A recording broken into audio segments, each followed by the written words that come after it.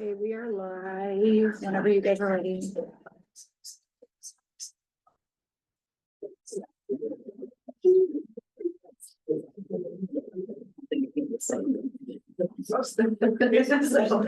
not now. It didn't, that's what we needed, right? Yeah. Good morning, welcome. First, I thought it was just gonna be me and WRD. We got a couple of minutes. Oh, yeah. It's just. A couple more coming. So. Good. How are you? They were sitting over there, like, getting the wrong, I need to let you know, but. I don't want to say about you, but blue light. It said there's a couple more coming. Oh, okay. Yeah. A couple more. Oh, okay, great, great. One day. All right, good morning, everyone. We're just letting everyone get settled here and then we'll hop in.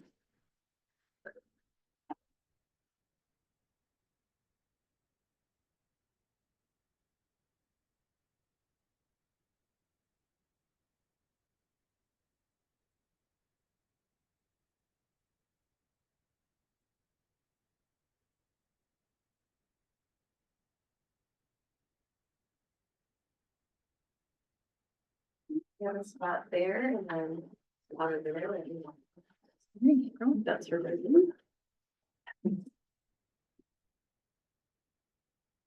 Let's sit over here. It's a good side.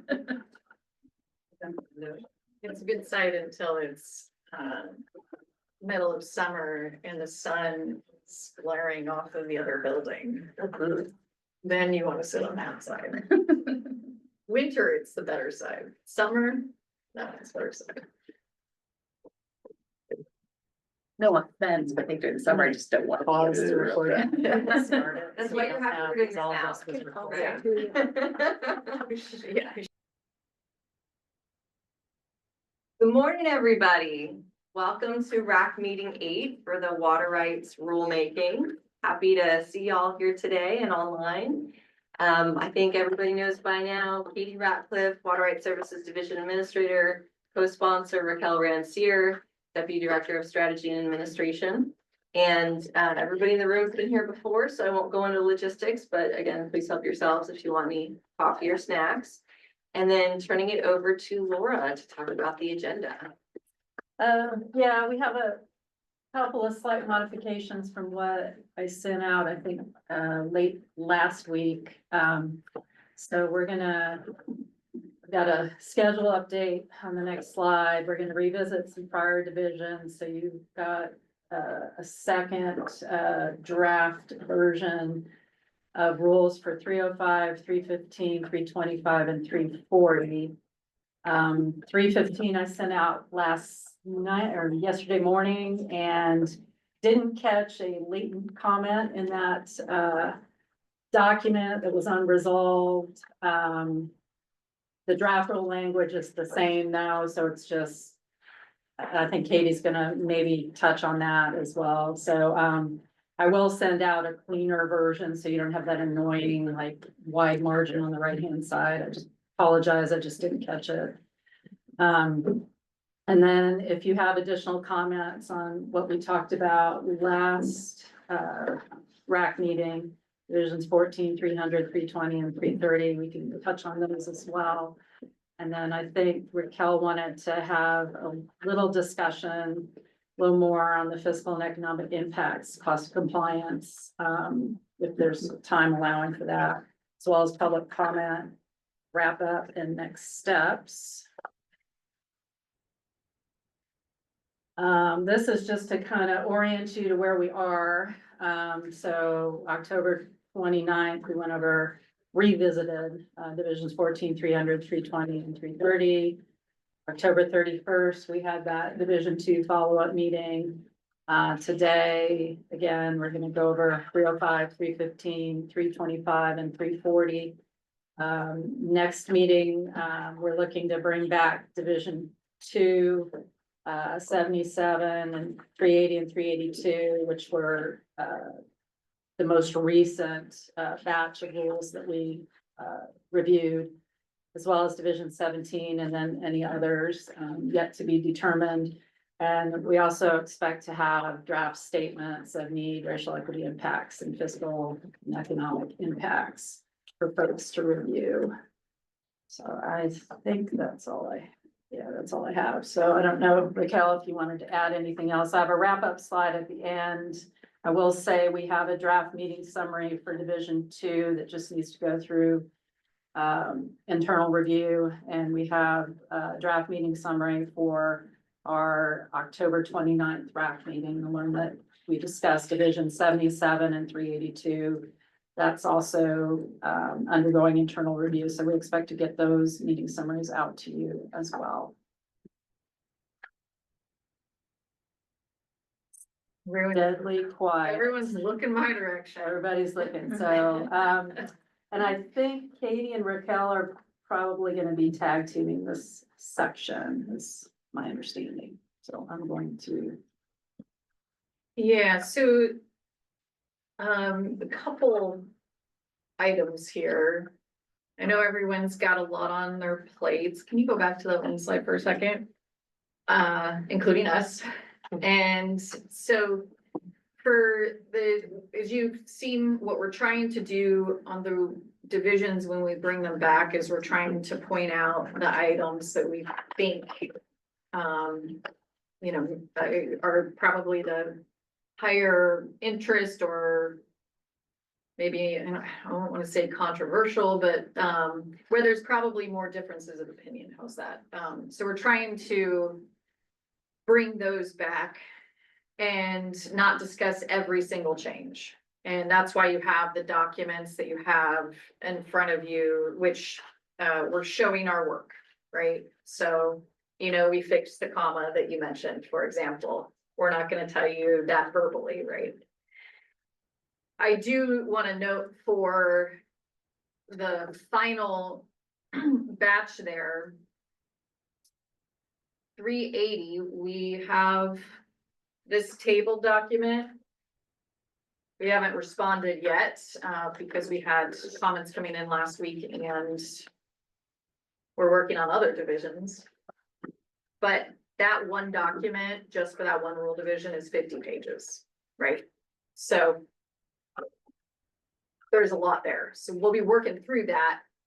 And we may not have responses fully complete. We're probably going to look at the ones that we think the RAC needs to discuss and prioritize those. We're going to try.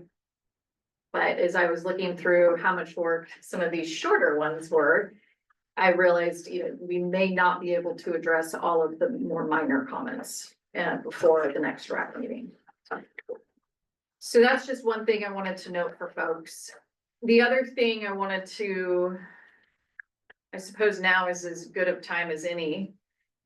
Kimberly, not to put you on the spot, but I'm putting you on the spot. Kimberly submitted a comment about Division 51, which is not on your list right now of rule divisions, and requesting us to update that one. So Kimberly, I don't know if you wanted to say anything about that. We haven't had time to fully review that. And I suspect, given the timing, if there's an issue that really needs to be addressed, we're gonna need to weigh the timing on that. And potentially, I think one of the issues was maybe around a fee. And in that case, we may issue just a waiver of that fee if we think that the fee should not be there. But Kimberly, I don't know if you want to say more about. Yeah, so this is a hydro water right processing, and in that there are provisions for protest and standing statements. So there's the consistency issue, but there are also provisions in that rule that are not supported by statute that we think the department needs to look at, including a provision that was put into rule that subordinates hydro rights to all other rights. Previously that's been done application by application, but that's now in rule. And again, it's not based in statute. So we think it would be good to clean that up sooner rather than later.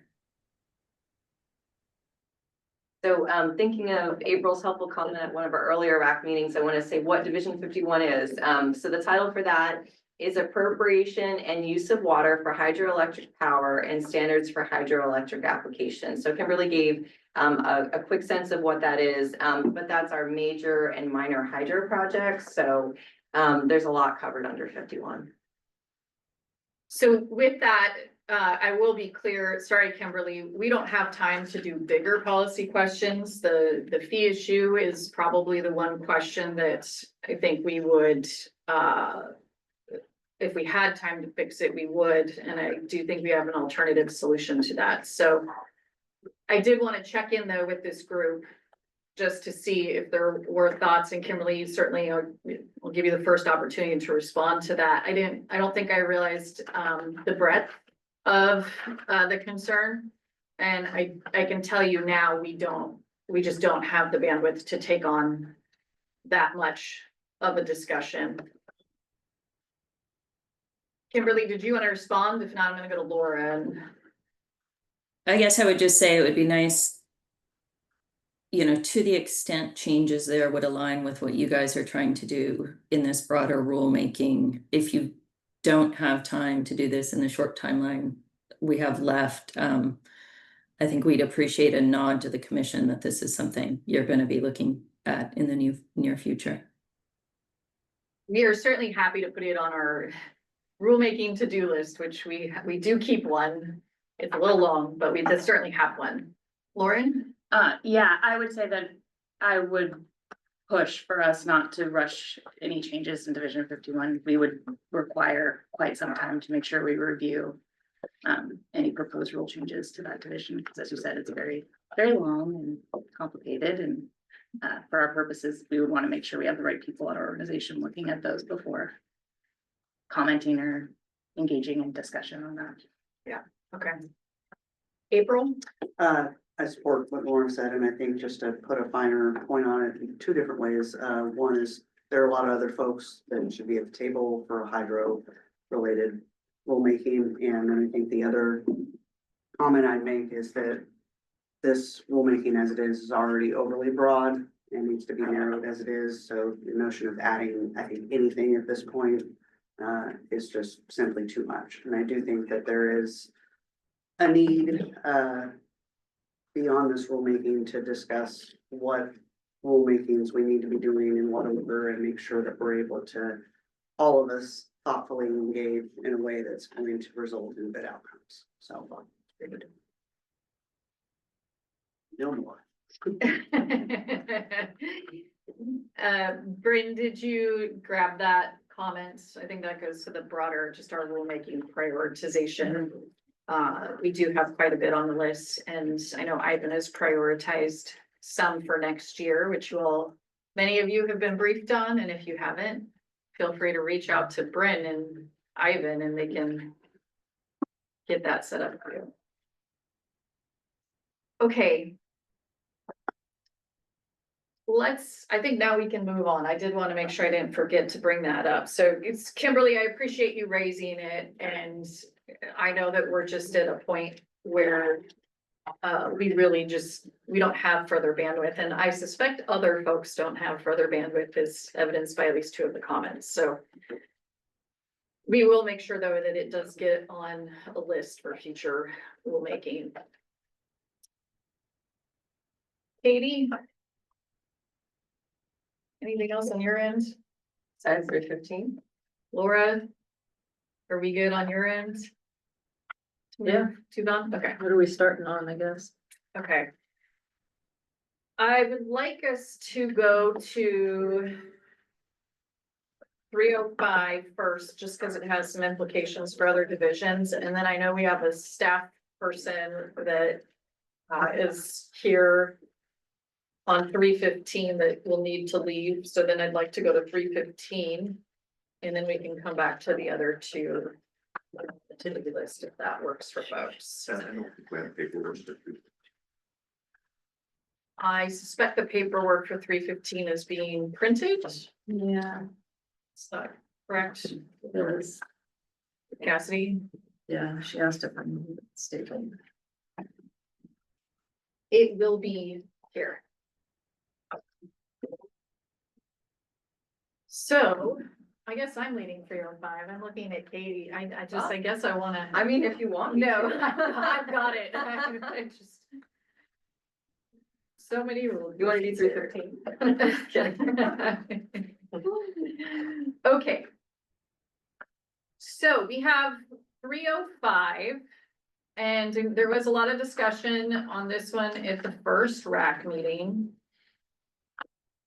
And I think, while we have captured the comments in our little rule revision tracker, I think it's helpful for us to also pull up the rules, because quite honestly, the rule revision tracker, I think, is longer than the rule itself.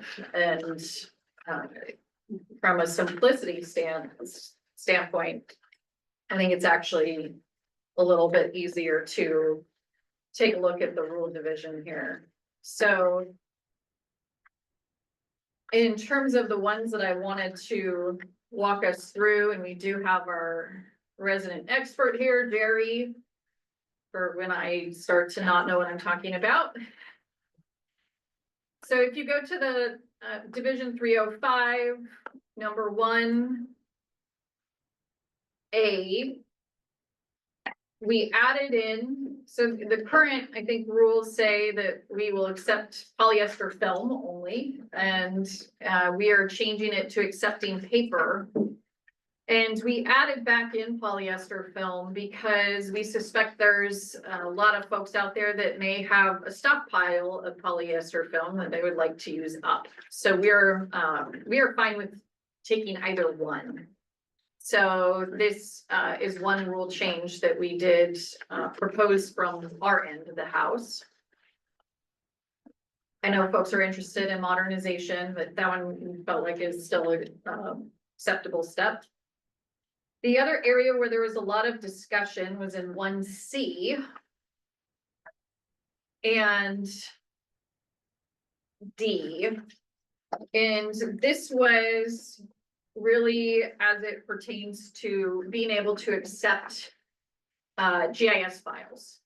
And so there was some work that we did to make sure that we're getting the information that we would need to be able to utilize those. And one piece that is a little different, though, is that while it says we may accept it for the CWREs in D, it says that the digital file is required. So unless we provide a waiver. So Jerry, was there anything else to point out on this one? Not really. I discussed this with our GIS section to find out, in our item section, to find out how we could get that data. Okay. So I see hands generated from Nat, Greg, and then Austin. And then Leah. Yes, good morning, Greg Capillas, Oregon Groundwater Association. So I guess I feel like I need some clarification on this part D here. I'm just thinking about the way we generate maps, or that we have generated maps up to this point. You know, we are not using a GIS based mapping program. So, you know, it's a drafting program. And I don't really know what that looks like. You know, if I'm you know, providing a digital file of my map that I've generated using my drafting program, the department's going to have the software in order to be able to read that file, unless now I'm going to be required to somehow translate that data. And I don't even know how I could do that from our drafting program to some other kind of a database. Thank you, Greg. Jerry or Katie, do you all have thoughts on that? So in talking with our GIS section, the geo database, I believe, would be more related to a GIS drafting system, where a shapefile is something that, from my discussions with some other CWREs, is a part of is something that they can put together based on their program that they have. So possibly, Greg, in your drafting software, there is the ability to export a shape file. Not sure if Yeah, you're. I really don't know. And in fact, this isn't gonna really affect me, I don't think, because I'm retired basically now. I mean, we just basically shut down Pacific Hydrogeology, and our employee Doanne is going over to work for CWMH2O, Bob Long. I think Bob uses some kind of a GIS based program for his maps, but there's going to be this transition from all the maps that Doanne's generated over the last 20 years or whatever. And I guess I don't know how that's going to work. And I mean, I don't know. It's, the program we've been using is CorelDRAW. I don't know how easy it is to translate that into some kind of a shape file, Jerry. Honestly, it's not something I've had to do. Thank you, Greg. So, yeah. So I don't know if this would be, what Bob Harmon was thinking of, but, something that I've seen for years is people be able to, create a KMC file in Google Earth, which everybody has access to. And so that's something that I've used in a previous capacity where applicants in a different regulatory process would send us that data sometimes, and it was something that we could all pull up. You can create one in Google Earth, we can all pull it up pretty easily, so that was one option that we had available. But again, I don't know if that's what Bob was thinking of, it's just something that everybody is able to use. Yeah, I think this would be the actual map that they're using, so I'm not sure pulling, unless they're using Google Earth, then I don't know if it would meet that. But It would be if it could be pulled into Google Earth. we can, oh, okay. Austin? Hello, good morning, Austin Patch with Summit Water Resources. I'm glad Greg made that comment. I do want to just recognize that not every CWRE does their mapping the same, and some may not use GIS software that kind of comply with this requirement. But I do, and I use shape files and project files, but I just wanted some clarity on sub D. When it states the digital file containing the features of the map shall be submitted. So is this digital file you're talking about, is this essentially the project file that houses all of the shape files that create the map? I think some clarity of whether you're looking for the project file that contains all of the geo-reference data versus providing all the different shape files for the place of use, the points of diversion, etc., should be provided. So I just think this needs a little bit of clarity. Okay, thank you. Leah?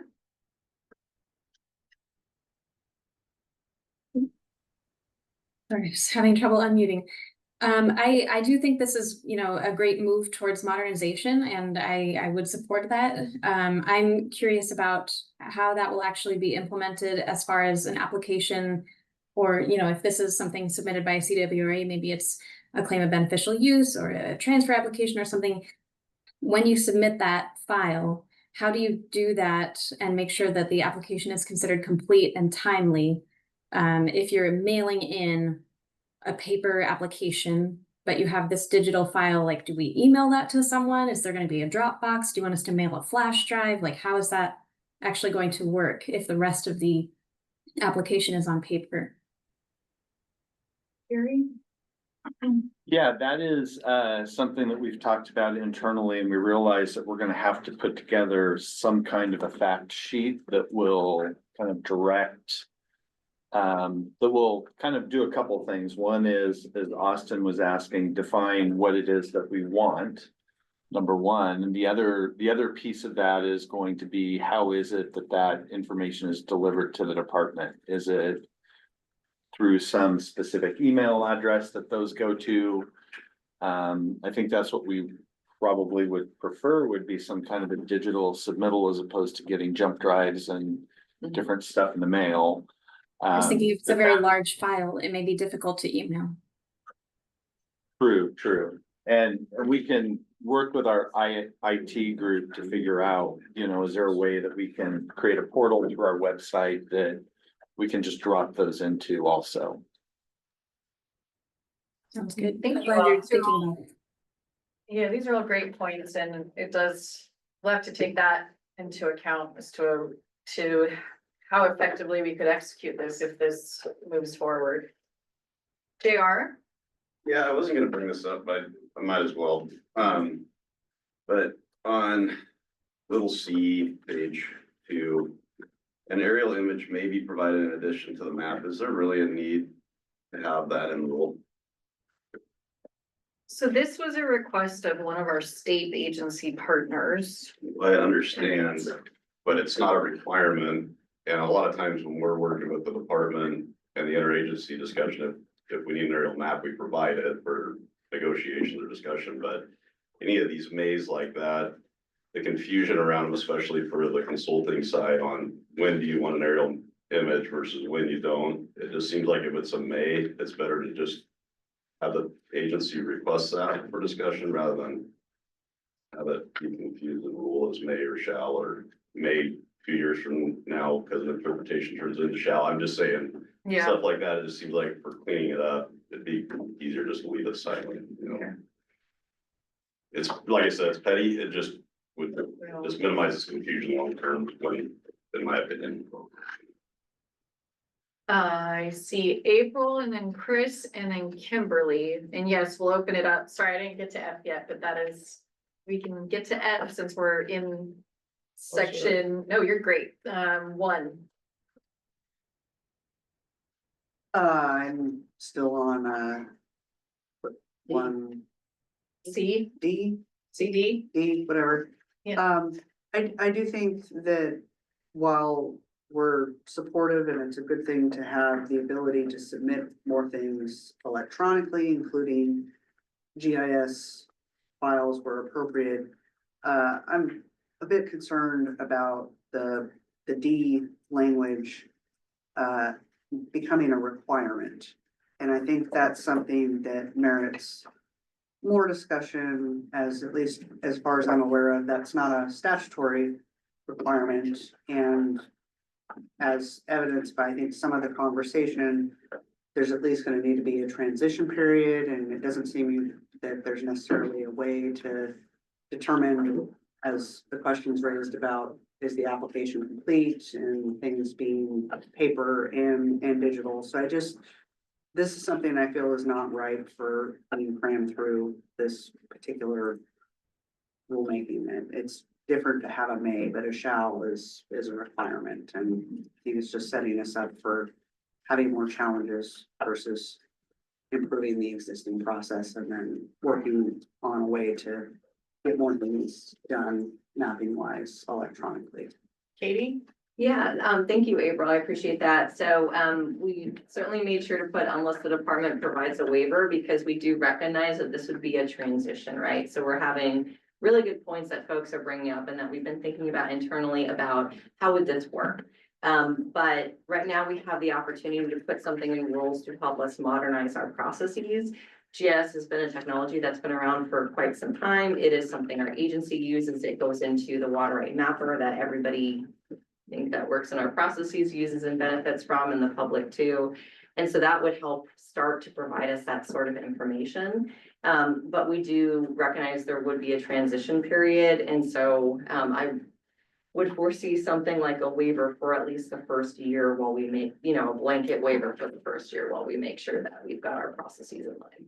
So is that something you already have a waiver for and how that would work? Because again, I just feel like this is something that requires more conversation, like with the group of people that are CWREs and what sort of privacy concerns might there be about the level of detail that goes into a file? What do you do if it's too big to be emailed? Like there's a lot of questions. I feel like that if you made it a may, then that helps with more having a transitional thing.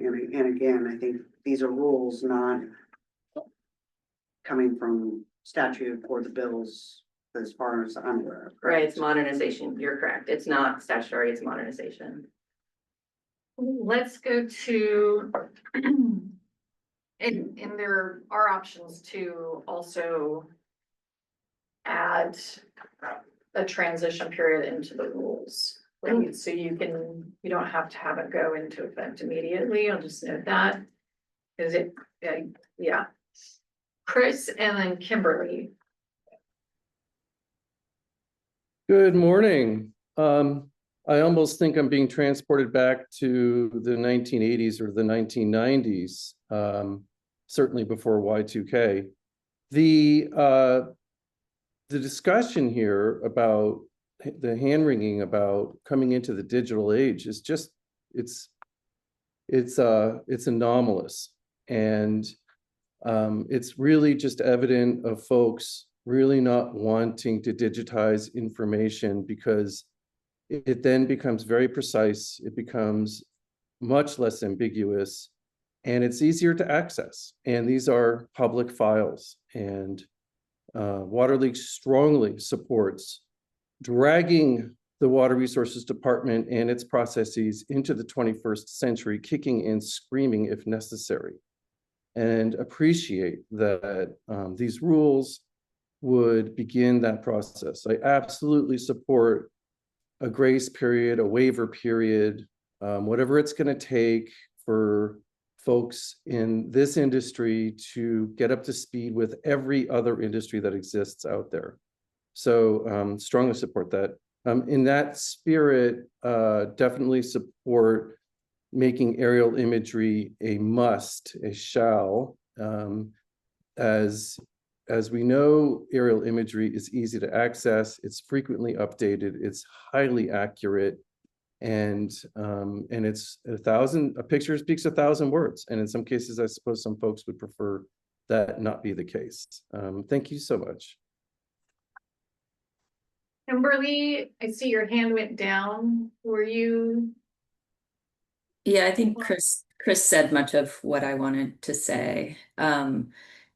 I guess I will just add though, so I agree with much of what Chris said, and I just in response to JR's point about F, about removing that because it's a may. I mean, I still think there's value if it remains a may. I still think there's value in having it in there, because if it's not in there, then that allows opportunities for people to challenge that if the department requests it, for instance. So we would support the department's language in all of these areas. So thanks.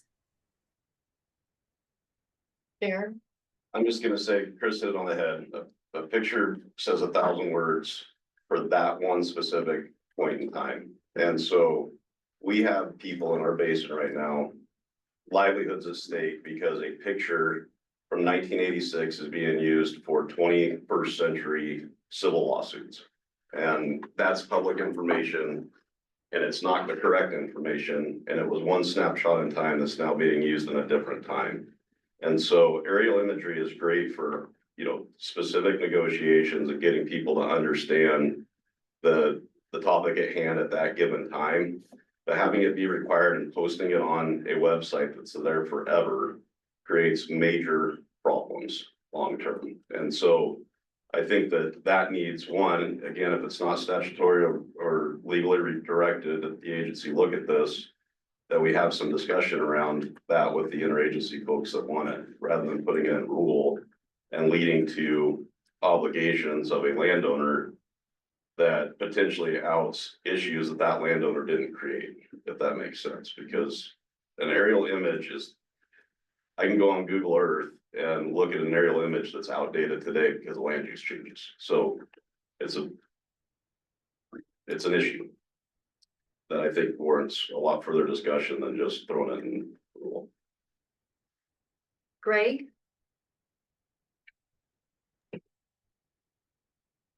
Yeah, a lot of this discussion, I think, kind of seems to be based on the assumption that maps generated using geospatial data are perfect and are always accurate. Yes, they're precise. And I gotta admit, I'm not well versed in GIS at all. But I've seen the generation of maps for water right applications and water and claims of beneficial use evolved tremendously over the period of time that I've been involved in this, last 25 years. When we started out, we would be using, like if it was, using an existing map, something that the department generated, using a template that was simply, a drawing of a section. And it was like I said, this was a template, so very inaccurate, because sections are not all the same sizes and shapes necessarily.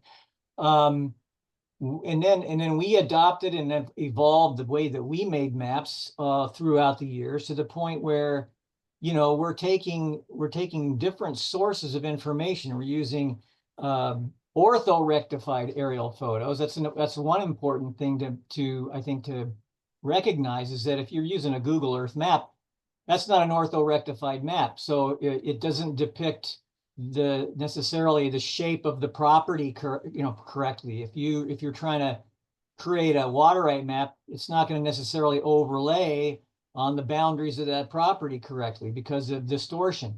So we use orthorectified aerial photos. We use tax assessors maps, which are, depending on the county, may be accurate, may not be. We use the old BLM cadastral maps. None of these things overlay seamlessly. And so, there's a certain art, I think, to taking all this information, kind of putting it together and coming up with what you think is the most accurate representation. And hopefully our goal is when we prepare a map that we can overlay that on an orthorectified aerial photo, which, should be the most accurate representation of what is there on the ground. And then our map, the boundaries of our property overlay on, on the aerial photo, and everything lines up. I've seen maps generated using GIS, GIS-based maps that don't overlay on the aerial photos. I can't explain it, but it's like there's an inaccuracy in there somewhere, and I don't know where it comes from. But this is why I guess I'm a little resistant to rely completely at this point on geospatial data. And I think when we're talking about using aerial photos, if we're trying to rely on those aerial photos, to accurately depict property boundaries, they've got to be orthorectified. You can't rely on a Google Earth aerial photo. These are things that need to be considered. And I'm also going to be commenting on the use of latitude, longitude to identify points. That's great, but you got to know what your datum is that you're using. You got to know what your accuracy is. I know it says it's supposed to be accurate, but within 10 feet. Well, who's going to check that? Whoever's reporting that data ought to be saying, okay, this is the datum that my system is using, and this is the accuracy that was reported at the time that I did the measurement, so that they can prove that it is within the accuracy criterion, and so the department knows, well, is that the datum that we're using? And if not, then it needs to be a correction made. These are kind of details, I think, that are not included in these rules that really ought to be.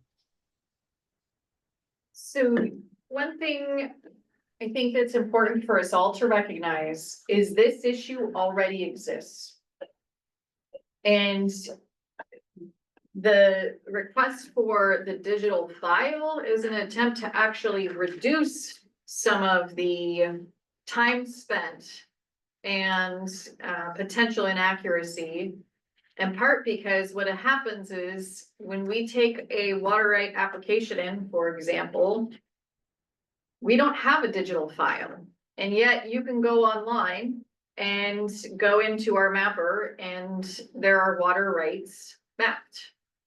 How does that happen? We have a person doing it, right? And a person trying to decide, well, what's the most accurate representation of this? Is it the aerial imagery? Is it this particular, this is where I start to get out of my realm, but this particular GIS file, so we already have folks that do that. all of this does not replace the paper map. That's why we still require a paper map that goes with the water right application, for example. Because that's what, will be used, and that's what we then, when our data techs are going in, they're looking at that paper map. They're looking at, we do have the aerial imagery overlay, right? And sometimes, because to your point, they don't align, right? We have some areas of the state where Water Masters gets complaints because the aerial imagery doesn't align. So Greg, my point is what you are pointing out is already a problem and is something that we already struggle with today, because mapping is definitely, it depends on what you're doing, right? And what a paper map and different GIS files don't always align with the PLSS and all of those things. So it is a struggle that we already have today, which means we rely on a data tech to make the judgment call as to how that will be represented in our water rights database online. And so this is an attempt to try to reduce the workload that one of those data techs would have and to allow them to kind of check the work of it. Okay, Katie, you had something, and then I see April, and I think Glenn was first and then April. Yeah, I No, wanted to, April was first? Okay, April then Glenn. I wanted to echo what you were saying, Raquel, and also Greg, understanding some of the points that you're making. And so we had a conversation at a previous RAC meeting about why we still needed to have information based on the public land survey system, right? So it wasn't going to be replaced by having GIS. So the way that the rules are structured is we need a map, consistent with what you all are fairly used to. And then that can be submitted electronically as long as it has the same information that we require for the paper map. And then for CWREs, we require a digital file containing the features of the map. So this is to your point, Greg, that we're not getting away from the public land survey system information. This is an additional requirement. And to Raquel's point, we already do have someone who's trying to take what y'all have given us and turn it into something in GIS. And I'll also note, the water rights section doesn't have the benefit of that information available to them. So what they're doing is they're taking a paper map and they're looking at our mapper and they're trying to figure out, where is this? That's pretty tedious. That information is not available to somebody who's trying to evaluate a brand new water right application or an application for a new permit. And I think that kind of hobbles them in the process too. So they do a good job, they do their best, but it is rather challenging trying to take a paper map and figure out, okay, where is it in the system? Much better if we actually just had that digitally. Did I, Jerry, did you have anything to correct or to? No, state? I think the only thing that I would add is when we talk about the maps that are submitted to the department, that physical map, whether it's the paper or at some point potentially an electronically submitted version of that map, that's part of the right of record, or the record that goes with the water right. The data that we're talking about collecting, that we are going to use to import into our system, that GIS system that we're putting it into is just a representation of the water rights so that we can all do research and find water rights. It shouldn't be used as a way of looking and saying, this is the physical location of this water right. That map that was submitted is what defines that water right, along with that permit and certificate at some point. I wonder if we need to state that in the rules, because that gets to the other, and sorry, Glenn, I promise to get right to you. One of the concerns we have, we want the GPS data points because that helps us find, specific PODs or POAs, but points of appropriation, sorry, points of diversion. Yet in some cases, there's the issues that Greg's bringing up. So thank you, Greg. There's also, for example, for a stock well, we're not going to, that's maybe not the best example because technically you don't even need a water rate for that. But if someone applied for a water rate for it, We don't need someone saying, hey, I moved it 10 feet or 50 feet and having to do a transfer for that. At the same time, it is really helpful to know where it's located. So there's this kind of balancing act that we have of wanting to have as much information so we can find things easily and at the same time, it does create its own set of challenges. So certainly recognize that. Okay, April, Glenn. Okay, I am looking forward to us moving on from this area, but I do feel it's necessary to make a few additional comments. To be clear, I am supportive of the department being able to accept more things electronically, including maps. This is something we've talked to the department about over the years, and I think it is something that is important to be able to do in a thoughtful way, but how it's done, and especially in a way to make sure that it does reduce confusion and make things more efficient, does, I think, merit more conversation as far as the practices and policies. But I do just want to, specific to the comment that I made earlier in the section we were on, this is something that would be required of a CWRE. And for our members, which are irrigation districts, public entities, I have two of them that are now licensed CWREs. Both of them know how to do digital files and all those things. But my understanding, because I think there is a shortage of CWREs in the state, and that those that are currently licensed, my understanding, are a majority will say is an aging population, to put it nicely.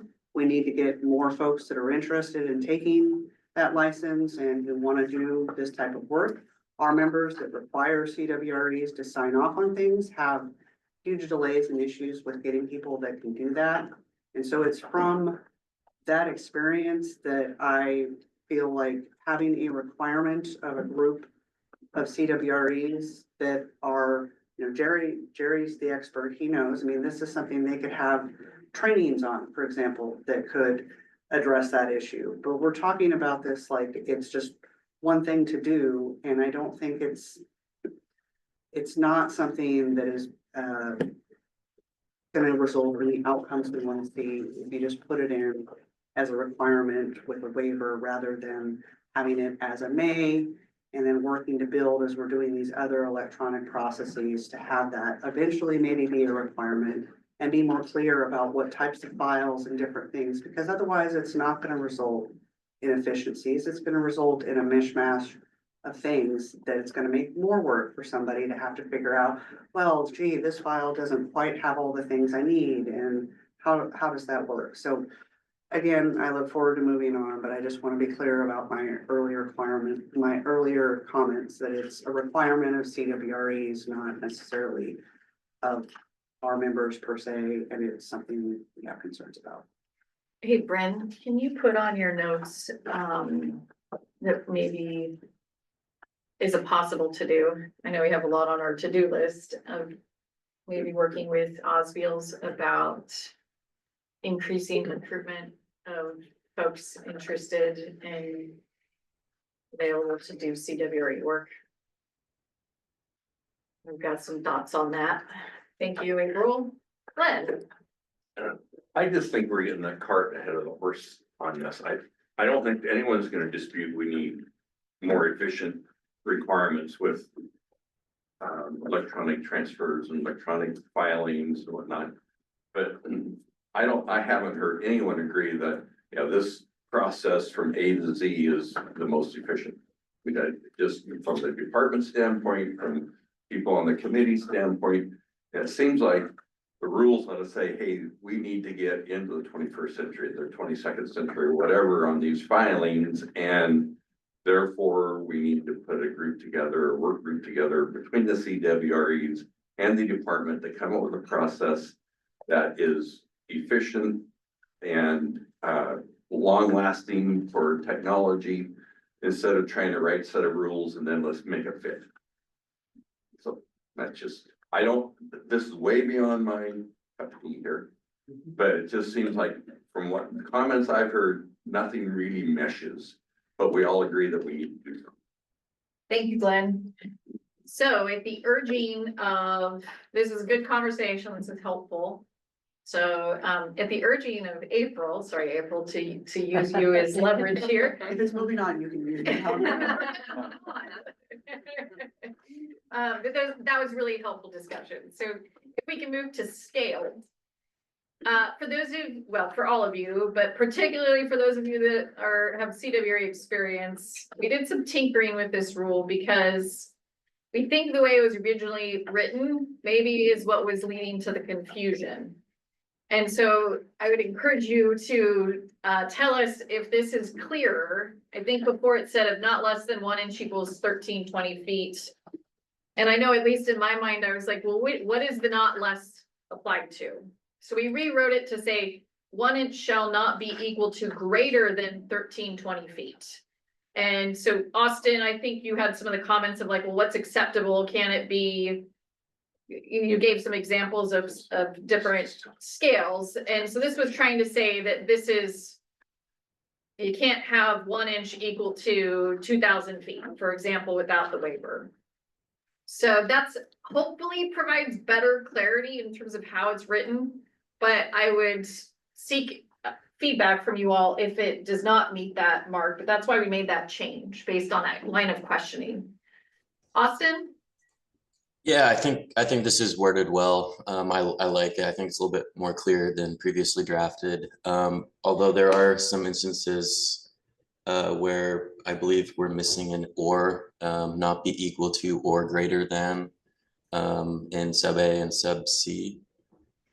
Okay. Otherwise, looks great. Yeah, I like this. Oh yeah, we did miss an or there. Thank you. Mm. Any other comments on that one? Not, we'll keep moving along.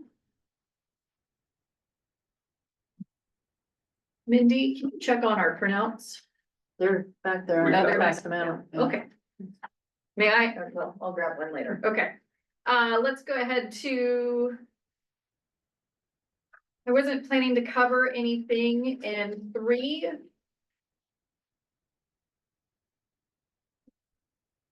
And so we get to latitude and longitude, because there was a lot of discussion there. Happy to talk about any of the provisions in 3, should you want to discuss them. But we did add, I know there's a lot of conversation last go around about latitude and longitude. And so we did add that in here. And, oh, sorry, 3 is maybe not what I meant. A through H is, I wasn't anticipating talking about, should be more precise here. There was a comment that H and I had similar information, but were structured differently. So we did try to structure them similarly. And then there was on the IB, there was a request to put in distance and bearing or coordinates. And then under this provision, you can provide either one of those for this places that are limited to a point. But the latitude and longitude should be within or is required based on that. And Greg, I know you had made some comments about what we should be including where we require latitude and longitude, which I think I heard the datum and the accuracy. So we'll make sure we write that down and evaluate the inclusion of those. Unless Jerry, you have something that, have you already explored that at this point? I haven't really Okay. explored that. Okay, so we'll make note of that and we will evaluate that. Heard you, Greg, so thank you. And Leah? Hey, yeah, just a quick question on, I think it was 3d, where you've added to include the delivery features at the place of use. And I just wanted, if you could clarify what exactly you're looking for. Like, do you want to see where there's sprinklers or drip tape or wheel line, or like, what does that mean, delivery features? Jerry, that's a you question. Yeah, so generally when we're talking about delivery features, we're talking about ditches, pipelines, main pipelines, not necessarily the actual drip tape, but Just like the main lines that we would put on the map. Exactly, yeah. Okay. Thank you. Yeah. Chris? Yeah, so, I have a question about what the terms, general location, what does that mean? Under little d, and then under little e, other topographical features. And, what is the location standard for that? Under little f, the location and flow of additional waterways. I think the flow is probably pretty obvious with an arrow, but again, the location, it's not really well defined that I understand.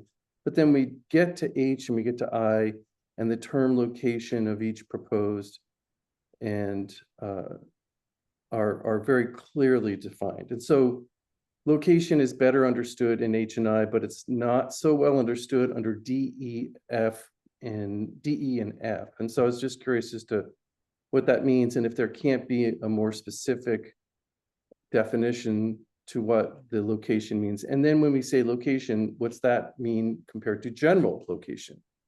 And here we're talking about where an inch equals a quarter mile. So which I still think is just way too rough, as it were. It's not precise enough. But that said, I'd be curious to know what the terms location mean in this section. Thank you. Jerry, Katie, thoughts on that? So when we're talking about work that CWREs do, their work is required to be within 10 feet. In general, then what we're looking for on CWRE work is going to be that what they're showing on a map to be, within 10 feet. That's kind of what we're looking for. There are things that CWREs may not be able to physically identify, such as buried pipelines. Someone may not know exactly where those are. They may have kind of a general idea, and in the past, we've said, if trying to be reasonable, if it's buried and it's hard to tell where it is, the general location would suffice. And so that's why we use the phrase general there. For other topographical features, this is something that the water masters and our some of our sister agencies have asked about. These are things that are going to help a water master when they're out in the field to be able to locate maybe a location of a water right or the location of a point of diversion. So not just the source stream, but other maybe intermittent streams, other things flowing through the property that will help them. So that is kind of why those are included there, and not necessarily looking at everything to have to be on some of those to be down to that 10 foot. I think one important thing is that these standards are not just for maps that are created by water right examiners. They're maps that are created by, individual landowners in some cases as well. And so we recognize that, and we're trying to kind of capture that spirit within these rules. Okay. Chris, we've noted your comments and we'll evaluate whether we need further specificity around it. Katie, you had something you wanted to point out. Oh, yeah, so on page 3 at the top, so that brings us to sub 3, sub H, sub A. I just want to make people aware that we had some discussion internally since the time that we sent this out. And so sub A is not going to look like exactly what you see here. We're moving some of that language that was in version 1 of the rules up into sub H. And so that's going to read location of each proposed or developed point, or sorry, location of each proposed or developed diversion point. Well, and then we're just gonna add point of appropriation there, so it's clear for people, or dam by reference to a recognized public land survey corner. And then, so that's mostly language that's already there, right? But then we're moving up, what's been big A into sub H, just for some clarity. And so it's gonna say, if there is no dam, the center of the reservoir shall be referenced to a recognized public land survey corner. So I think, the V2 revision was kind of blending a couple different concepts, and we want to make sure they're unblended. So really it's, if there's a POD, that does need to be shown on the map.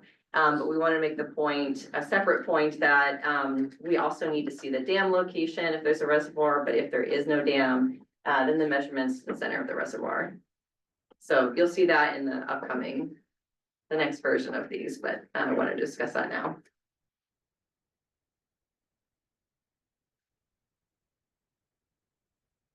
Anything else on 305?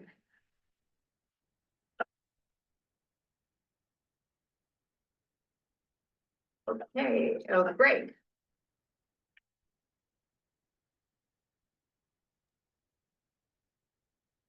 Yeah, I had a comment on,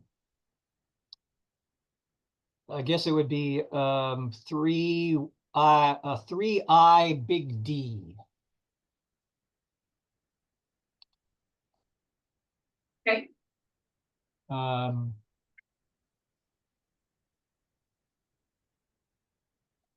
Okay, I guess I'm a little concerned when I see that, because it's not always, I mean, we have a lot of clients, or had a lot of clients, who were using a well field basically to irrigate, a relatively large plot of land. And a lot of them like to be able to use all of the wells, either either individually or in any combination, to irrigate any portion of the property. And it probably varies by season depending on how they're rotating their crops and so forth. So, I don't know, I saw this and it stood out to me. I thought, okay, well, when we're doing a claim on something like that, are we just going to be, then is it be acceptable to show that basically each well is capable of irrigating the entire place of use? Jerry? Yes, so Greg, very common, the situation you're describing, and typically what we see is a set of cross-hatching that will indicate the wells that are used to serve that. So if it's all of the wells, let's say there's 5 wells, your map could just say, this area is served by wells 1 through 5. So it would be in the cross-hatching scheme that you use, you would just identify that. This is pretty common, what you're describing there. Yeah, okay. I mean, I guess I just wanted to make sure I understood how specific the department is really, looking to be on this, because as I said, there may be a lot of situations where you can't really be very specific because it's changing, it changes by season. So I guess though, I think you answered my question though. Thanks, Jerry. Okay. Thank you, Greg. JR. Well, I was just gonna say, would it help? I'm thinking about it through just like reading this, just layman's terms. Would it help if I know it might confuse it more than help, but I'm just throwing out maybe an idea. 1 point of diversion or well, the place with parentheses S, places of use served. By each individual point, just so that, because if you do read this, it almost makes you feel like what. If you look at strict interpretation of this, is that each well has to have its own place of use. I'm just wondering if it would be more confusing to put a parenthesis and S there. To give people the ability to consolidate without there being confusion that they can consolidate places of use for individual, for a number of wells, you know. Some of it just makes it easy to track. Okay, I rely on the CWREs for we'll have to, clarification. but- we'll take a look at it and see if we can make it clearer. Ryan, I just have a question. Yeah. On I sub B and then sub C. So in the, in sub B, latitude and longitude is established by global positioning system accurate to within 10 feet. And then on sub C, the latitude and longitude coordinates need to be expressed as, with five decimal places. I was curious, like, do those two things match up, and am I thinking about it correctly that those are kind of, are they, well, I guess what's the relationship between those two pieces, the 10 feet versus, that's outlined in sub B, accurate to within 10 feet on sub B. And then in sub C, you've got 5 or more digits after the decimal. But if you look at, I was curious, so I Googled it, and so take it for what it's worth. But 5 decimal places at 45th degree parallel comes down to like 3/4 of a meter or something like that. So it seems like that level of granularity on the sub C is much greater than sub B, if I'm interpreting that correctly, but I didn't know. So, yeah, I will admit I'm not an expert on Latin long. A lot of this language came from our existing transfer rules. When I was looking at this initially, I think that where I kind of came down to was kind of the difference between accuracy and, of course, I'm forgetting the word now, precision. And so, what we're looking for is data that will be, or I'm sorry, a GPS unit that will be accurate to within 10 feet. That's kind of the overarching thing that we're looking for, but then we're looking for it to be expressed in any documentation that comes in down to the five digits, which rather than, cutting it shorter, that's just kind of being carried straight through from our other rules. Okay. And I think generally, and I appreciate your comment earlier about, how these are all kind of these digital tools that we're looking at are for reference purposes, if I'm understanding it correctly, like representation on a map or whatever. And so, here we are, but we go back to, we default to the paper in terms of like what's legally binding. And so that to me raises an interesting question of like, here we are over an hour into this discussion of like the technical requirement of what. I appreciate the value of a reference point, but how much, and this is more of just a thought experiment than anything, but how much time do we really feel is necessary to devote to this as, this super duper accurate representation in a digital format that that isn't really the binding one? Is that the best use of human resources in terms of, here we are, all of us online, and here an hour into it, multiply that by the number of hours, man hours there. But then downstream, the impacts, you're gonna have further conversations with the folks who are doing this work with the department and everything. And so I get it, I'm all for, bringing it into the 21st century, but there are certain limits in terms of, in my view of, what's works in theory versus what's in practice, and that's a balance that I think is deserving of consideration in this particular context of, you know, just how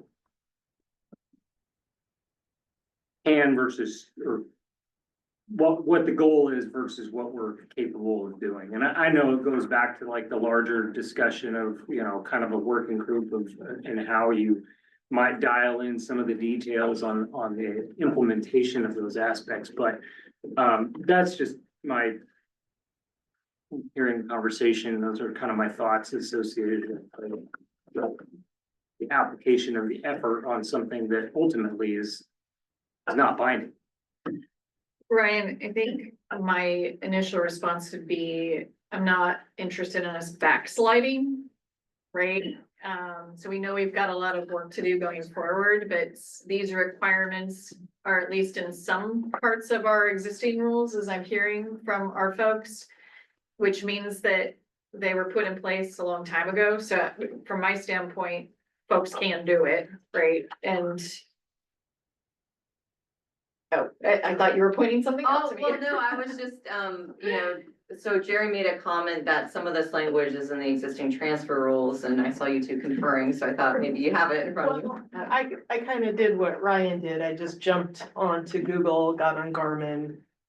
So 4 decimal points versus 5 decimal points in the lat long, comes out to about 36.5 feet for the 4 decimal points and 3.65 feet for 5 decimal points. So 5 decimal points is closer to 10. So it's But something. yeah, that's all Google. Yeah. Okay, Chris? Yeah, sorry, took the words right out of my mouth. You know, it's a factor of 10 between decimals, and so 5 decimals is as close to 10 feet as you can get.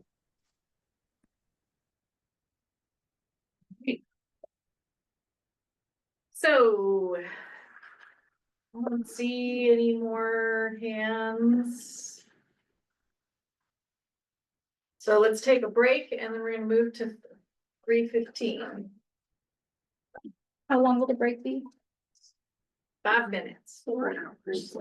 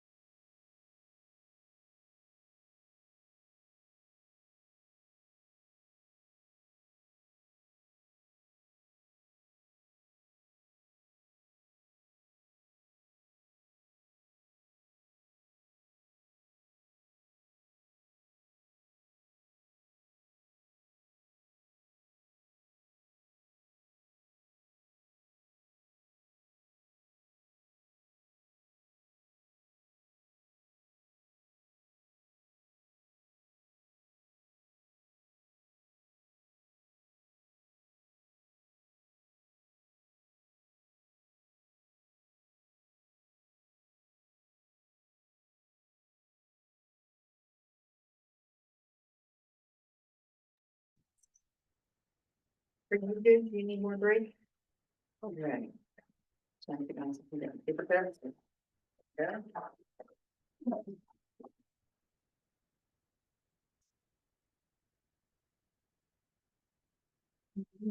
Any questions from anyone? Had lunch with last thing. No, I think that's a new hand, so it's not like all that we did when we get started here.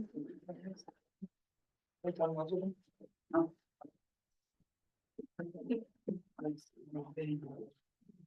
Yeah.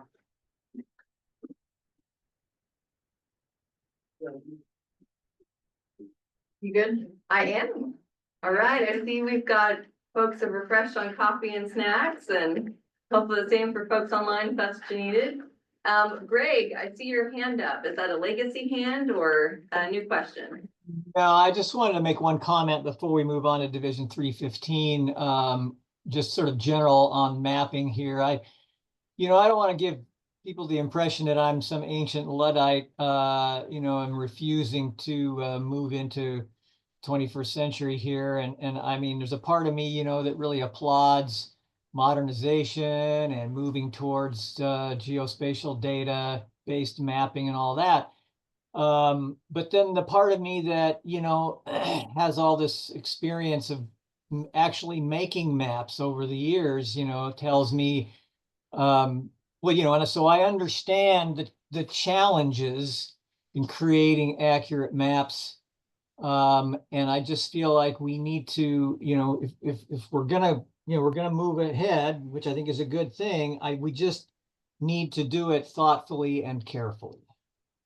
That's really all I had wanted to say. Thank you very much, Greg. Appreciate it. And Greg, we at WRD know the challenges of maps. I will tell you that, as you heard, so appreciate that. And thank you for continuing to remind everybody about that. All right, we're moving in or back into Division 315 extensions. So we appreciate the RAC feedback, and there was a bit more than I at least personally anticipated, since our discussion was fairly brief at the RAC meeting on 315, but I know folks had more time to look at the rules and consider some input. And like Raquel did for 305, I'm also going to be focusing on those items that I think will be of most interest to the RAC. There's some comments that are made, under various sections, but have the same theme, so I'll address those once.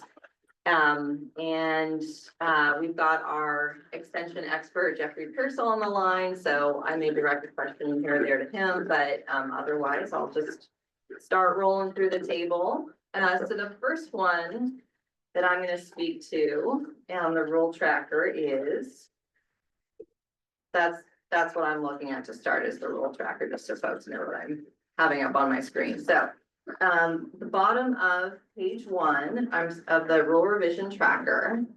So that's the, however you want to do it, Laura, you could show the rules up there because we'll be looking at both, right? So Laura's got the rules up. I'm looking at the rule tracker and the rules too. So the last item on page 1 of the rule tracker, there's a comment about adding in a definition of unexpired water right. And then the commenter says, make crystal clear that only unexpired rights can apply for an extension. So that's not accurate, and we wanted to address that comment. So just to make it clear for folks, the concept of a permit being expired is different from the concept of a permit being canceled. So if a permit's canceled, they couldn't come in for an extension. If a permit is expired, well, there's still the possibility of coming in for an extension. We've got what we colloquially call our 60-day letter process. That's in 537, ORS 537-260. And in that process, we notify a permit holder when they're, at least 90 days past their completion date, and we haven't received a COBU or an extension of time request from them. We let them know that they need to do one or the other, otherwise we may cancel the permit. And so in that case, that's a permit that's past its C date, what perhaps the commenter might have called or intended to be expired. But they do have that opportunity after we submit that 60-day letter. So, or they can on their own even before we get to the 60-day letter process. So, Kimberly, I'll turn to you in a second. I will say, you know, as we were working through these comments, the way the comments were pulled on the table, allowed us to focus on the content of the comments rather than who made them. So it says RACM, RAC members. So I don't necessarily know who made the comment, but you know, I thought that was actually a great way to work through comments, is just focus on the content rather than necessarily who made them. So perhaps that was Water Watch. Kimberly, I'll turn it over to your question. Yeah. Good guess. That was Water Watch. And I guess the bigger point is, regardless of your response to a definition of, unexpired permit, I think the bigger point is I think that the rules need to be they need to be clear when people need to get the application in. And I am concerned because in this round, you guys, this was not in the draft, the first draft that went out, but it's in the amended draft. You guys have pulled the language that talks about the 90-day road to cancellation. And so that at least gave some semblance. I mean, as you said, there's a 60-day COBU letter, and then there was that 90-day language. And without that being specific in the rules, you know, there is a danger of people coming in 10 years after the fact or whatnot. So I think it just needs to be, however you want to do it, it just needs to be clarified, but that there is a short window where they can apply for these rights. And if I missed it, let me know, but I didn't see it. Yeah, so this is the new language you're proposing to delete. And, you know, that implied at least that there was a 3-month window that you had to get the application in. So thanks, Kimberly, I appreciate that. So the 3 months is folks hit, so I'm gonna go back to our language in 537 260 just to be most specific. Yeah. And so got some preamble language there. Whenever the time within which any appropriation under a permit should have been perfected has expired, and the owner of the permit fails or refuses within 3 months, that's the 90 days, thereafter to submit to the Water Resources Department proof of completion of the appropriations, so that's the COBU. The department may, after 60 days notice, order the cancellation of the permit. So that's where the 90 days comes from under 537-260. This language, you know, since we're already talking about it and have it up on the screen, the reason that struck is because we thought, based on a comment made by one of the RAC members, that, you know, we were kind of toying around with changes to sub 4 to make it a little bit clearer. The 90 days comes from 530-260, but that's not the same thing for 537-410. And we thought, you know, it's a statutory authority that provides the authority to go through either of those cancellation processes, and so we're going to rely on the statutory authority there. And again, I think my point is, when you are looking at the extension rules, standalone extension rules, we think that there needs to be some sort of signal to the applicant, and also, frankly, to, you know, the caseworker, as to what window they can submit those applications in. I recognize you're saying, you know, you can find that in the cancellation rules, but I think that needs to be in the extension rules is what we are saying. And so I appreciate. Yeah. Oh, go ahead. And then there's also, I was looking, there is another, I can't find it. There's another statutory site that gives you guys, I think it's 537-450, that gives you pretty broad authority too. So I guess I would add that to the reasons why it should be included.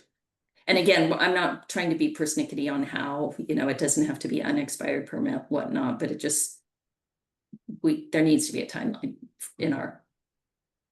from our perspective. Yeah, I appreciate your point, Kimberly. I think part of what we're looking at is that would be a substantial change.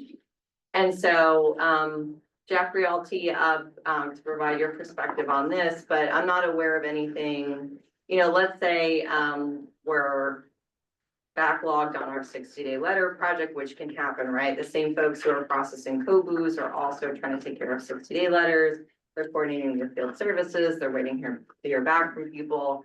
And so, they've kind of got to go through that process too. But let's say somebody is 2 years past that 90 days from the C date. Let's say they're 5 years.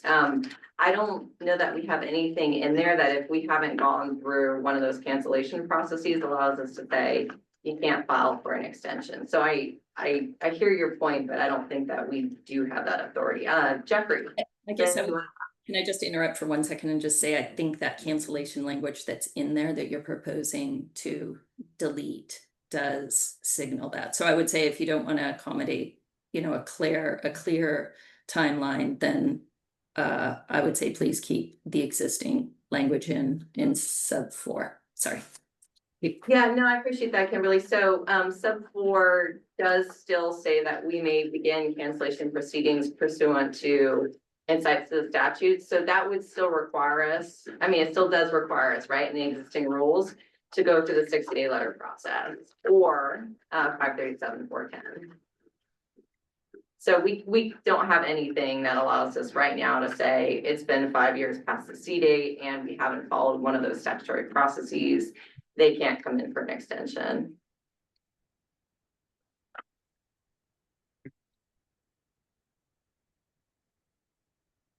So I'm a little confused because this is crossed out. I thought I heard you just say that's going to stay in sub 4, but it's crossed out.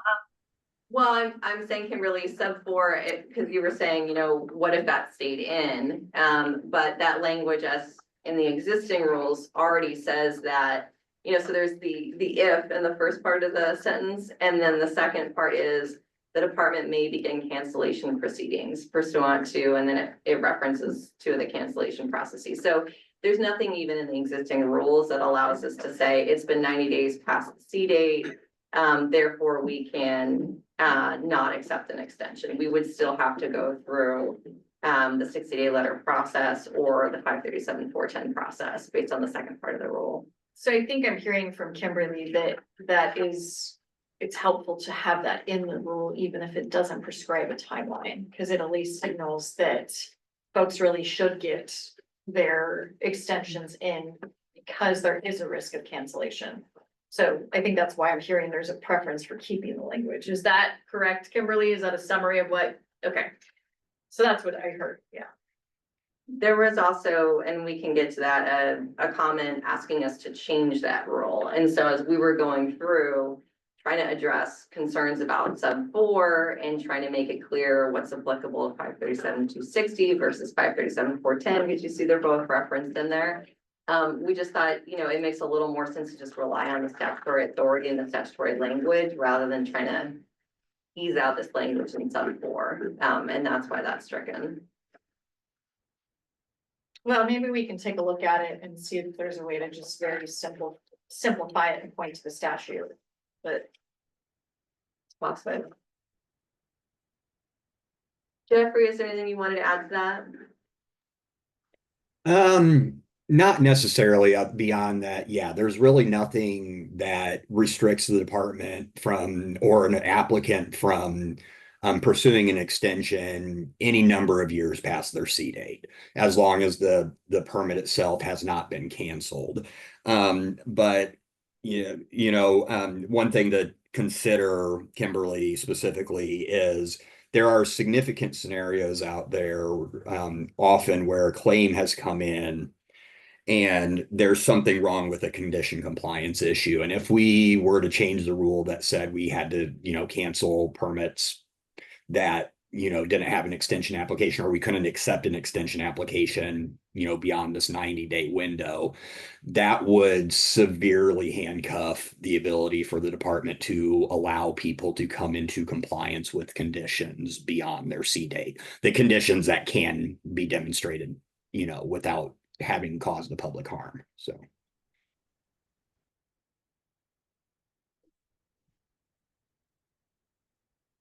Okay. Well, that also helped cover another one of the items I was gonna talk about, so that was a good pairing there. Moving on to the next one that I wanted to highlight for folks. So let's go to, we're in page 2 of the tracker. And then, well, one thing that we noticed is that for the applicability section, we wanted to be a bit more clear about municipal extension of time requests. So the statutes that, you know, were passed this last legislative session, and then our rules are really not doing much with municipal extension of times on purpose. That's a whole other conversation. And here though, we're in 0010 purpose and definitions, and then sub 3. Here we have, these rules shall become effective April 1st, 2026. And then it says the rules in effect prior to April 1, 2026 apply to, and we realized that municipal was just not on the list anywhere in there. So as you can see up on the screen under 3A, it's if a municipal extension of time was submitted prior to April 1, 2026, well, the rules as they currently are apply. If it's submitted April 1st, 2026 or forward, the new rules apply. But as you know, there's not much that we're changing here when it comes to municipal extension of time rules. So I think that's a pretty straightforward change. It's just realizing that we didn't have any clarity there about what rules apply to municipal extension of time. Okay, so next one I wanted to point out. Let's go to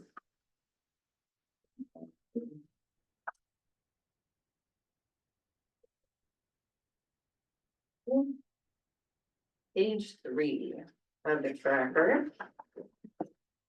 And so here's something where I will point out, this is a change to something pertaining to municipal use. So there's the definition of undeveloped portion, and that for everybody's reference, that's in the first part of the rules at 0010. And then we've got 7 sub G. So we've got 2 different things I wanted to highlight here. The first one is that we were being clear which municipal time permits that come in for an extension would have the look at the undeveloped portion. And so that's how it is already. We're just being really clear about which ones that applies to. But the other one had come up, the other change had come up in our conversation at the RAC meeting when we first talked about 315. And there was a request that we put in language about beneficial use into that definition. Just so we're all clear, of course, that is, that's the limit of a water right, just baseline under the water code. But there was a request that we make that very explicit, because that's already part of it. You know, that's not really a substantial change. It's just being explicit about it. But that is a slight difference from what's in the statutory language. So we put those words for beneficial use in there.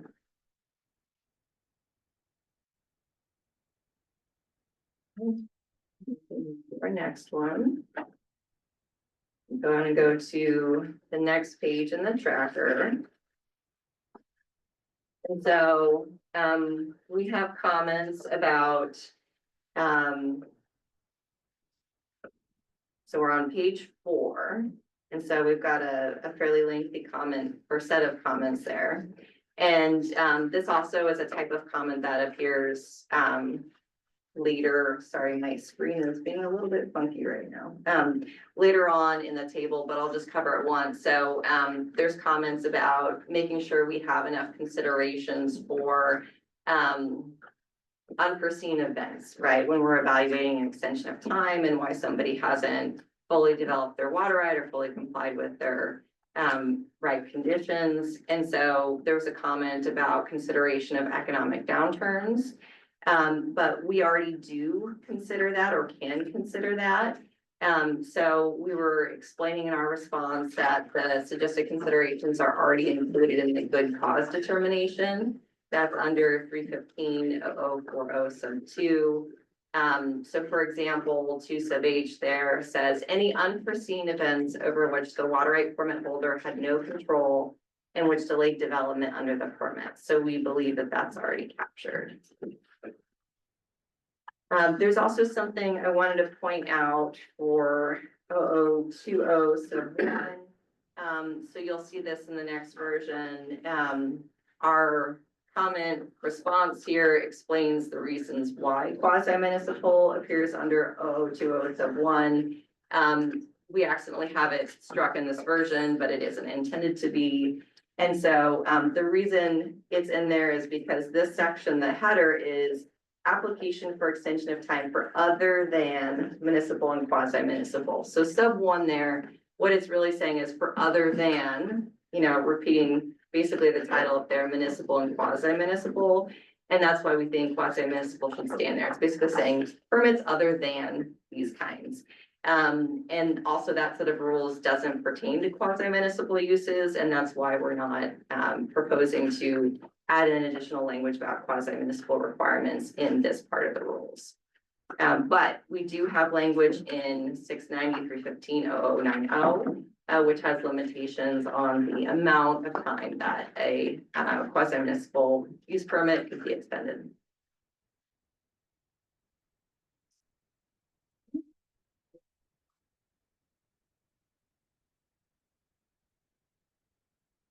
Have a hand raised. Oh, yeah, Kimberly, please go ahead. Yeah, I just have a broader question as I was going through these rules. I guess I was just curious why quasi-municipal is included with municipal in the larger, like other than in the title, because I know municipal has the fish persistence review. Water Watch would say that that applies to quasi-municipal as well, but I think you all, just because the use is municipal, but I think you all have taken the position that it doesn't. And so I'm just trying to sort out why quasi is in a section with municipal when most of the sort of distinct requirements you guys are just applying to municipal, except for the WMCP. That was the only thing I could find. Sure. Well, great question, Kimberly. So that's the way that the existing rules are set up, is to bucket those. I can't speak to the exact history of that, unfortunately, but 0090 talks about requirements for extensions of time for municipal and quasi-municipal water use permits. As you point out, one of those things in common is the WMCP requirements. And then there's also a couple other items related to quasi-municipal uses. So it's the way the existing rules are structured. I don't know the history though of why they were bucketed together.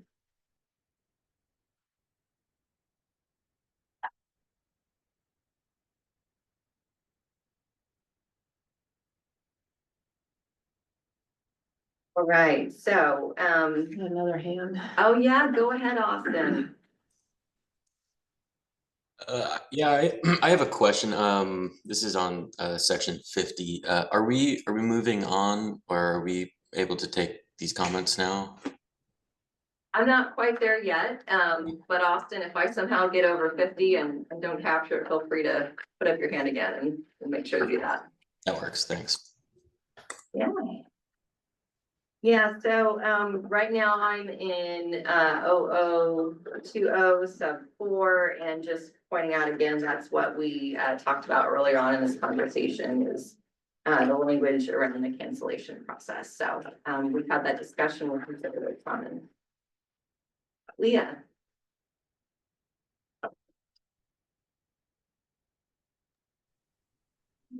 Just really quick, I just want to say thank you. Like, I truly appreciate that you've gone through and added in where it's extension application and where it's permit application. That's so helpful, like throughout this whole division. So just wanted to quickly say thank you for that. Thanks so much, Leah. Appreciate it. Yeah, that was a good comment for us to address. So we appreciate the feedback there.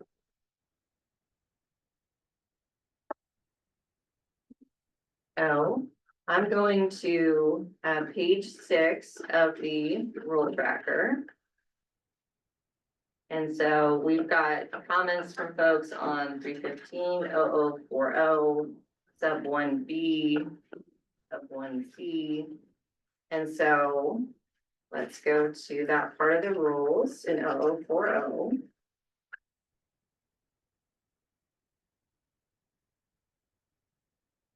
Okay, so there was a concern, I believe, that that 1B just kind of maybe disappeared.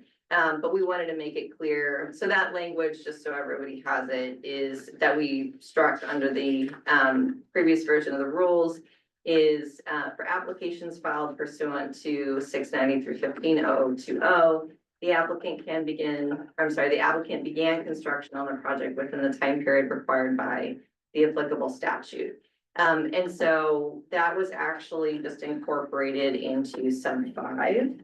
And so you'll see in 5 sub A, the applicant did not begin actual construction on the project as defined in 0020 sub 3 D, A, and B during the time period required by statute. So the requirement hasn't gone away, it was just restructured.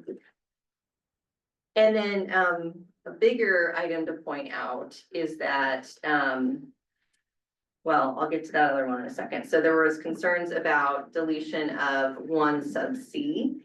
And so that language in our existing rules is the applicant can complete the project within the time period requested for the extension.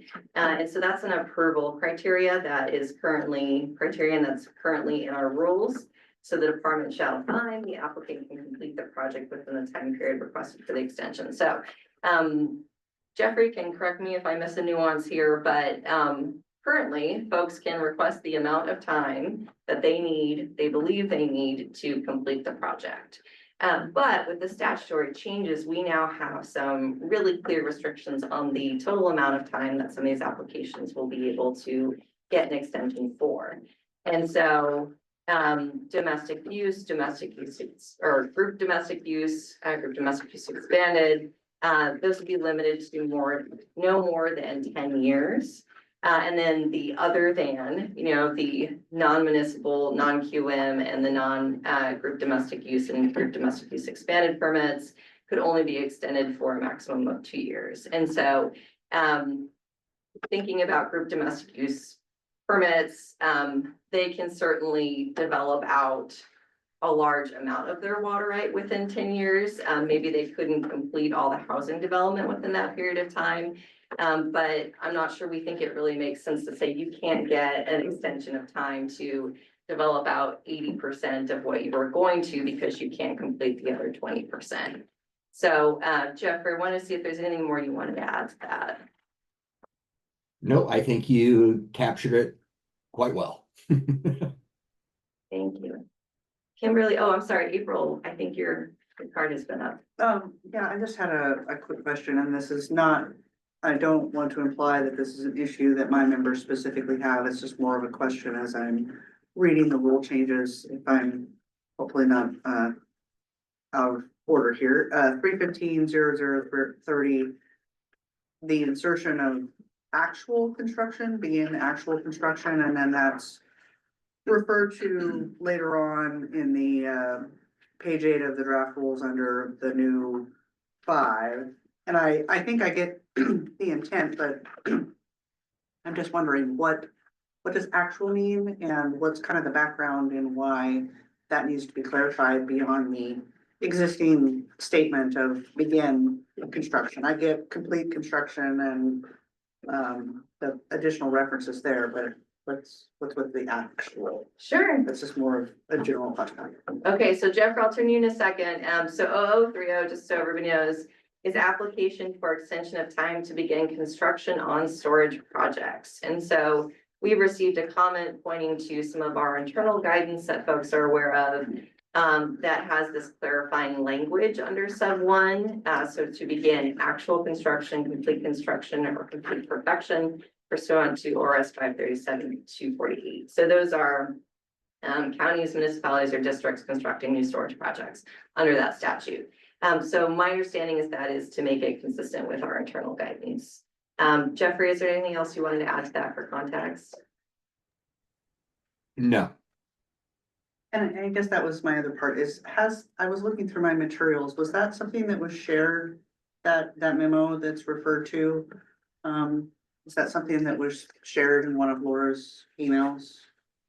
That was something that came in a RAC comment, but I think we'd be able to share that. It seems very specific and I just feel like it would be helpful to understand that and the other comments that were made to that same day. Oh, yeah, you're talking about the memos that came, yeah, when I sent out the compilation. I attended all of that. Let me just ask a further clarifying question Yeah. about what actual means. So I guess now that people brought it up, I guess I'm kind of confused on what actual means, because there's a lot that goes, I think, into constructing something like this. Is it, do you have to actually be putting mortar down? Is that actual, like adding to the site, or is taking away from the site, like prepping the site? Is that like, where's the line of what actual is? Right. Is I guess my question, because I think that would be helpful to know, because there's a lot that can go into it, like. I mean, I think like, would it count if I was prepping the site by taking material out? Or is actual construction putting new material in? Is it concrete? Is it, I mean, that sort of stuff. I just don't know what it is, Yes. because there's broad spectrum. Yes, well, I think we can follow up on that. We'd have to go through the memo in more detail again to be able to give you a precise answer, but it's a good question.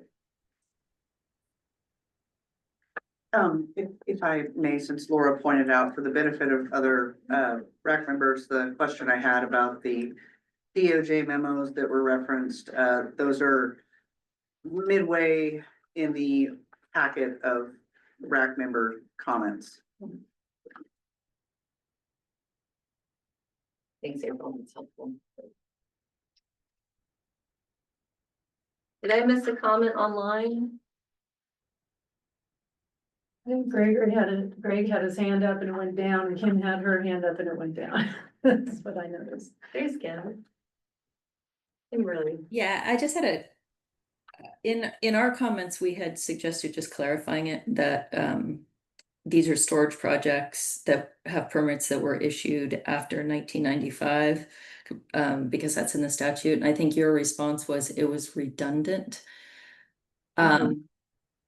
And I don't know, I guess I would just say sometimes redundancy is good, because I mean, I think when, even as we're talking about it here, it's like, oh, if there are storage projects by counties, municipalities, districts, then blah, blah, blah. So I would urge a rethink on not including that, especially in light of the comments earlier, that you don't have any limitations on when people can apply for extensions.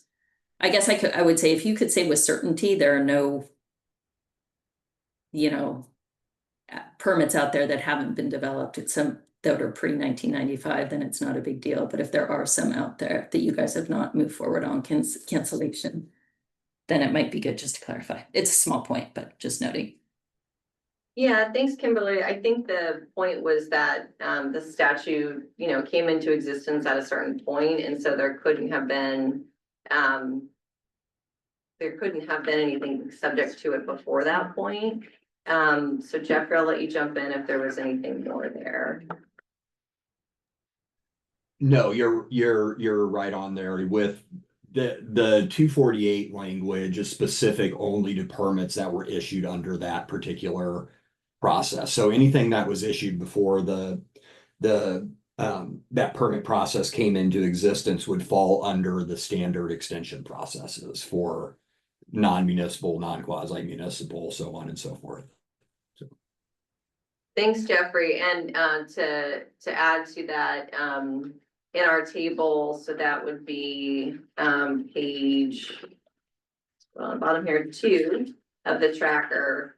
We have language explaining that no permits were issued under ORS 537-248 on or before July 5th, 1995. So that's why we thought it would be redundant to include that part of the requested phrase and just cite to 537-248 instead.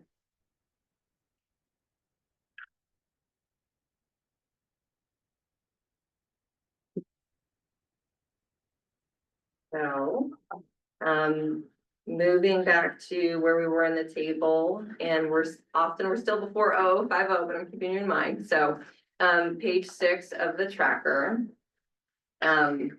We've got a comment about consideration of compliance with other permit conditions. And so, there appeared to be a desire to, make sure we were looking at whether or not the permit holder had complied with permit conditions, including those that are necessary to serve the public interest. And so we do, just to be clear, consideration of compliance with permit conditions is part of our existing evaluation. And so we look at that as a component of reasonable diligence. That's under 0040 sub 3. So just to give you that language, in determining reasonable diligence, the department shall consider, but is not limited to the following factors. And so that language is sub C, water right permit holder conformance with the permit or previous extension conditions. So we do look at that, but I do want to call out a change for folks under 0040. And so there was the sub 5 that we've discussed previously with the RAC. We've added a sub C just because we want to make sure people don't look at sub 5 and forget that sub 2 is part of our evaluation. So sub 5 is, those are basically flags when an extension of time application comes in the door. If we see that 5 sub A or 5 sub B haven't been met, that's kind of stop everything. But that doesn't mean that we don't also look at the factors under sub 2. They're there in our existing rules. They're there for a reason. And so we just wanted to make that really clear in sub 5, that good cause is not just those 2 factors we put under sub 5, but it's everything under sub 2 that discusses good cause. Great. Yeah, I had a comment on sub C, 5 sub C here, but I think it was because I didn't read that carefully enough the first time I read through it, and I thought it was kind of implying that the department, I guess, in spite of everything else here, if they otherwise find good cause, but I think what this is really saying is that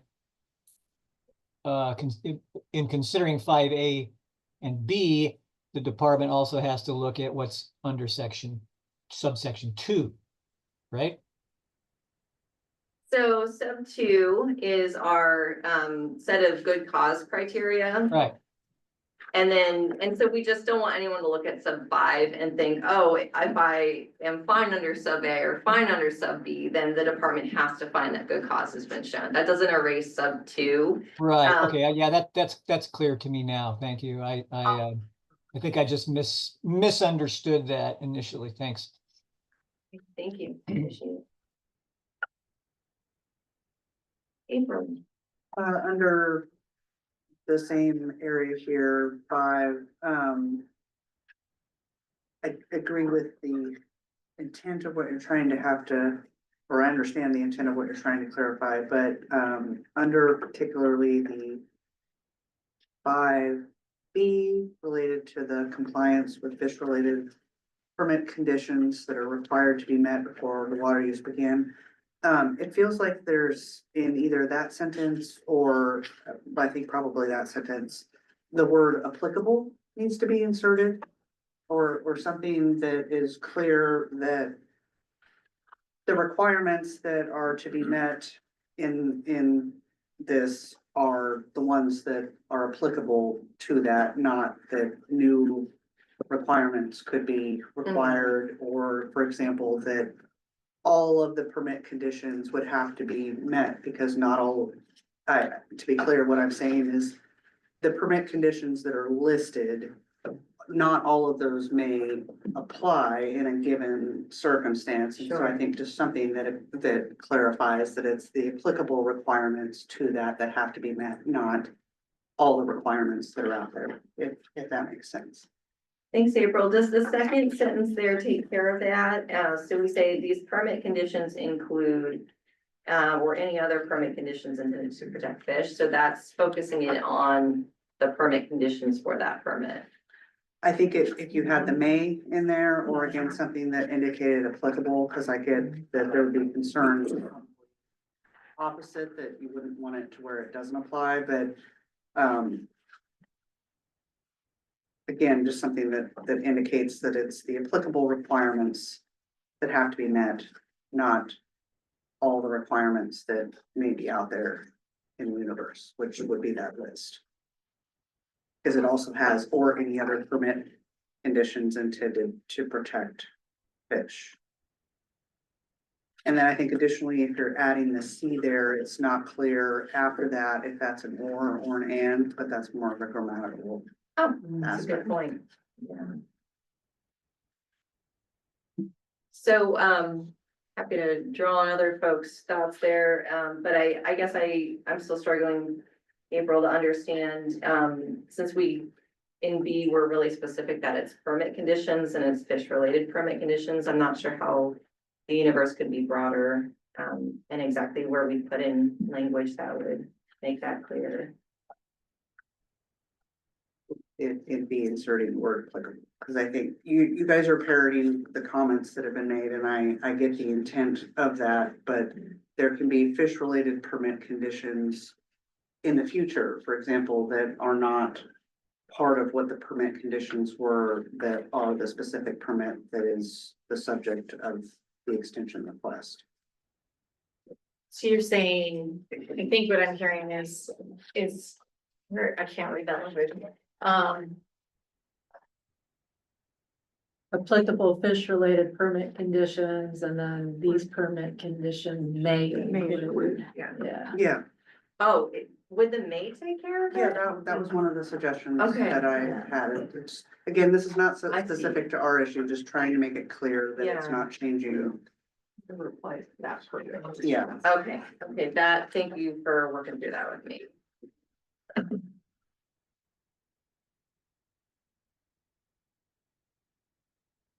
And to clear, it's also not meant to imply that if they were required to do something, they're not required to do that. Right.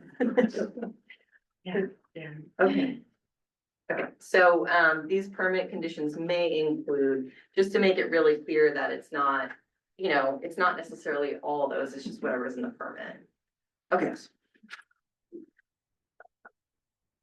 I think it says exist. Yeah, I was just gonna add on to that, because I mean, a lot of like fish screen criteria, especially in our neck of the woods, is NOAA specific, and those, when we get those issued and we are in compliance with that fish screen at the time of the, in compliance with the permit, and those conditions change, we take that up at the next easement application with the federal government.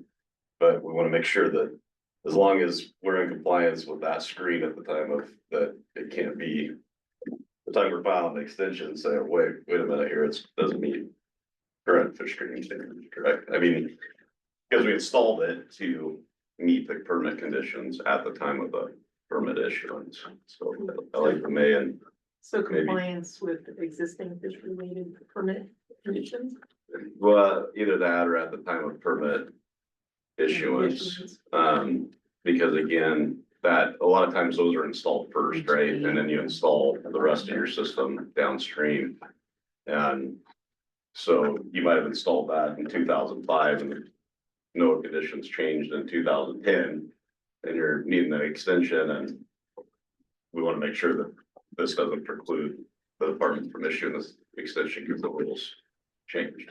You can also have it instead of being are, that were, because I think that's, in the permit holder has used water and has failed to demonstrate compliance with conditions that were required to be met Yeah. before the water use began, because that's the hook, right? If they didn't meet the requirements they were supposed to and they made use of the water, then they're out of compliance. And I think just, again, something that keeps it narrower. Thank you for that, I appreciate all the input there.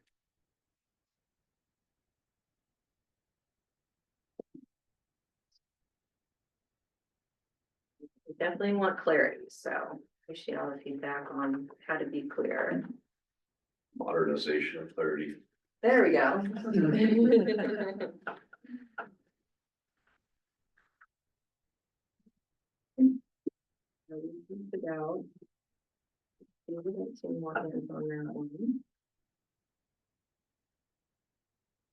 Moving down to page 7 of the tracker. And so that brings us to 315-0040.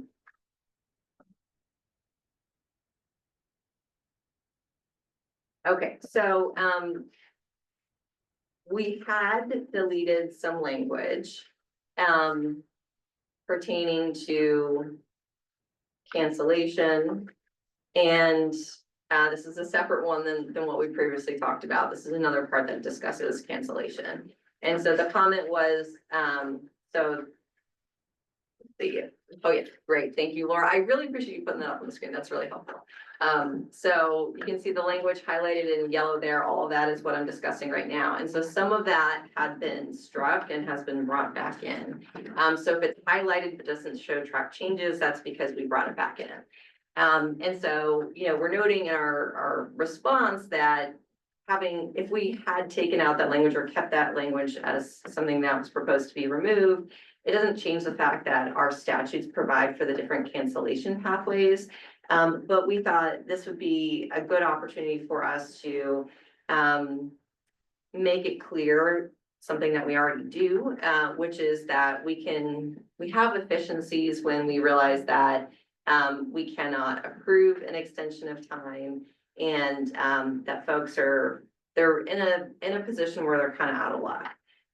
So they maybe haven't developed anything, they haven't filed a COBU, and they didn't develop anything by the C date, they can't get an extension.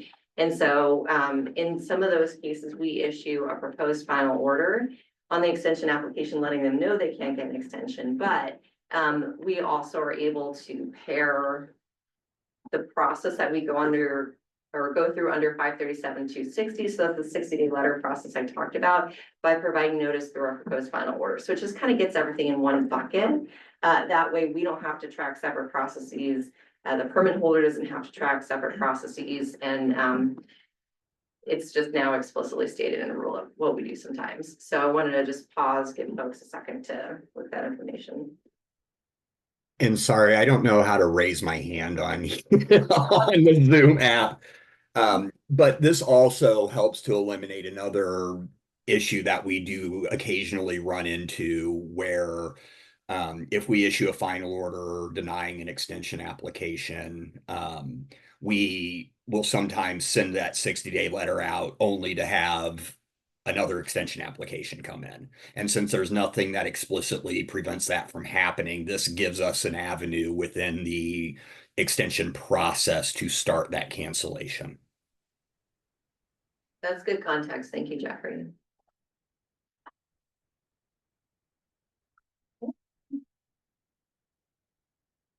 So moving down, got page 8 of the tracker. So we're still in, oh, and that's one that we talked about before, which is other time-sensitive, public interest-related conditions. And just explaining to folks that we do an evaluation of whether or not the permit holder has met those conditions. If they haven't, that may contribute to a denial of the extension through a negative implication regarding good faith of the appropriator. So that's language in 0040 sub 2C. And then whether the applicant has demonstrated reasonable diligence in previous performance under the permit. So we already have those requirements. We didn't think that we needed to add more there.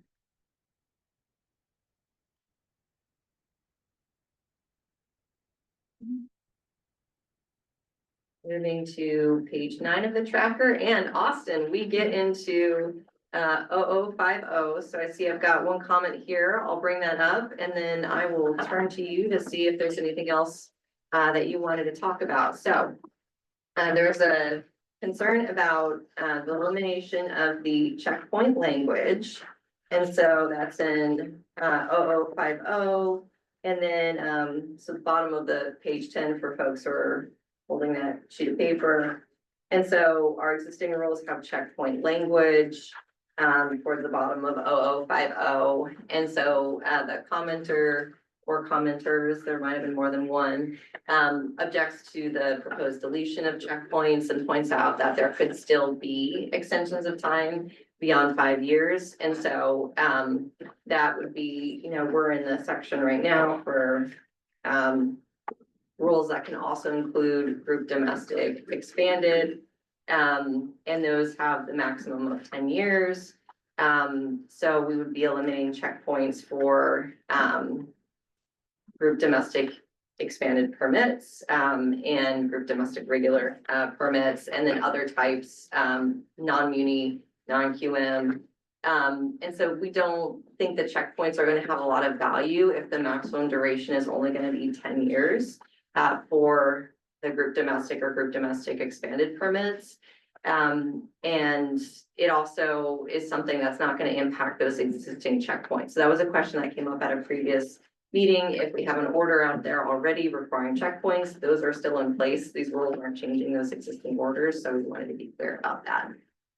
So Austin, was your comment on 0050 related to this one or a different one? And if so, I'll check in with Kimberly before moving forward. It was different, so I'll give it over to Kimberly. Okay, thank you. Kimberly, was it about this particular change, checkpoints? Yeah, and so if you look at, so took me a while to untangle the rules here, but this section 0050 is the only place in the rules where it lays out the process, you know, like the notice and protests, etc. And so when you jump ahead to 0100, which is, the title says for municipal water supply permits, but then what they talk about the applications that are for municipal and quasi-municipal, it directs that they go through the process in 0050.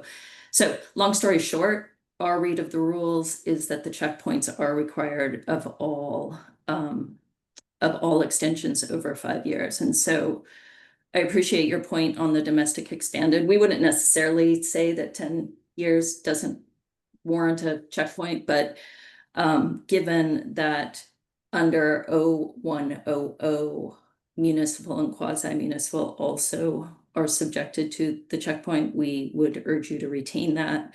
You know, the quasi-municipal is limited to 20 years now, but that's still a good chunk of time, and we think the checkpoints are valuable.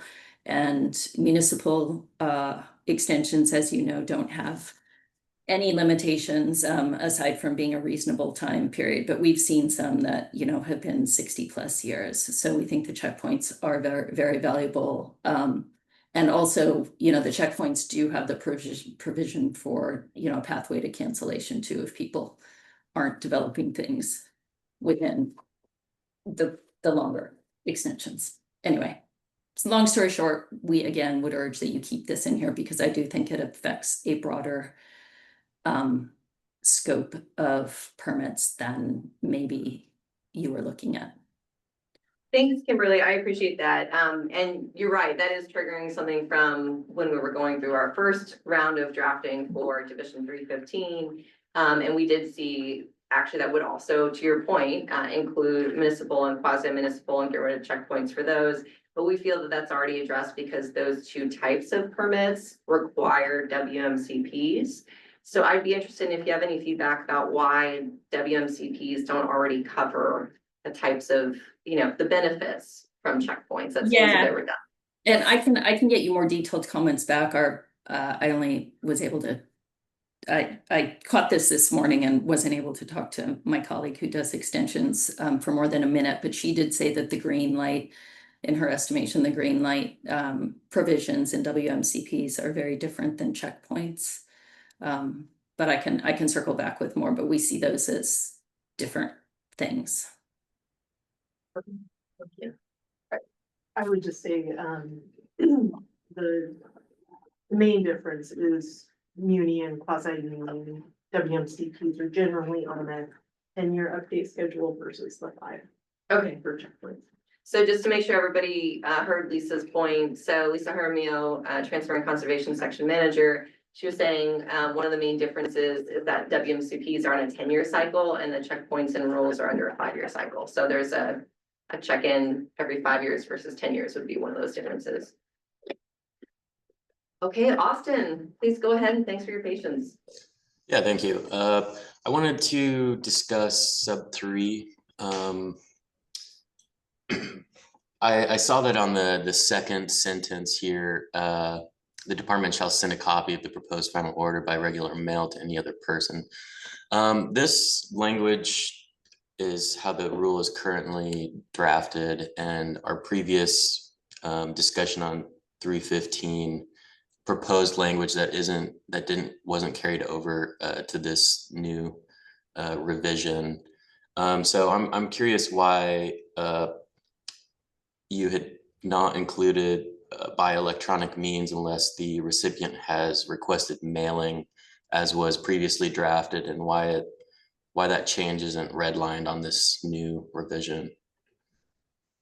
Yeah, actually, you know what, I think, we probably do need to make sure we highlight that it came back in, right? So you're pointing out that, we had language that changed, or that some of it was removing, some of it was adding, so I think we missed a highlight there. I'm gonna make a note of that right now because we do wanna make that clear, and then I'll discuss the why, so.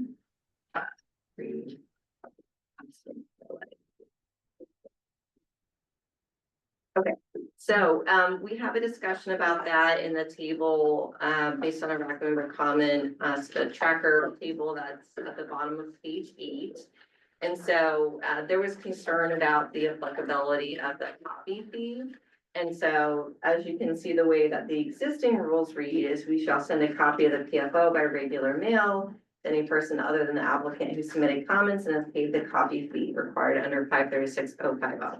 So this is one of those ones where I think when we were going through, we were seeing anything that we were saying that we'd be sending out via hard copy that, well, we've got opportunity under 3342 to, if we want to, create an electronic process, unless there's some other prohibition, right? Some documents have to go out via paper format, such as a copy of the PFO to the applicant.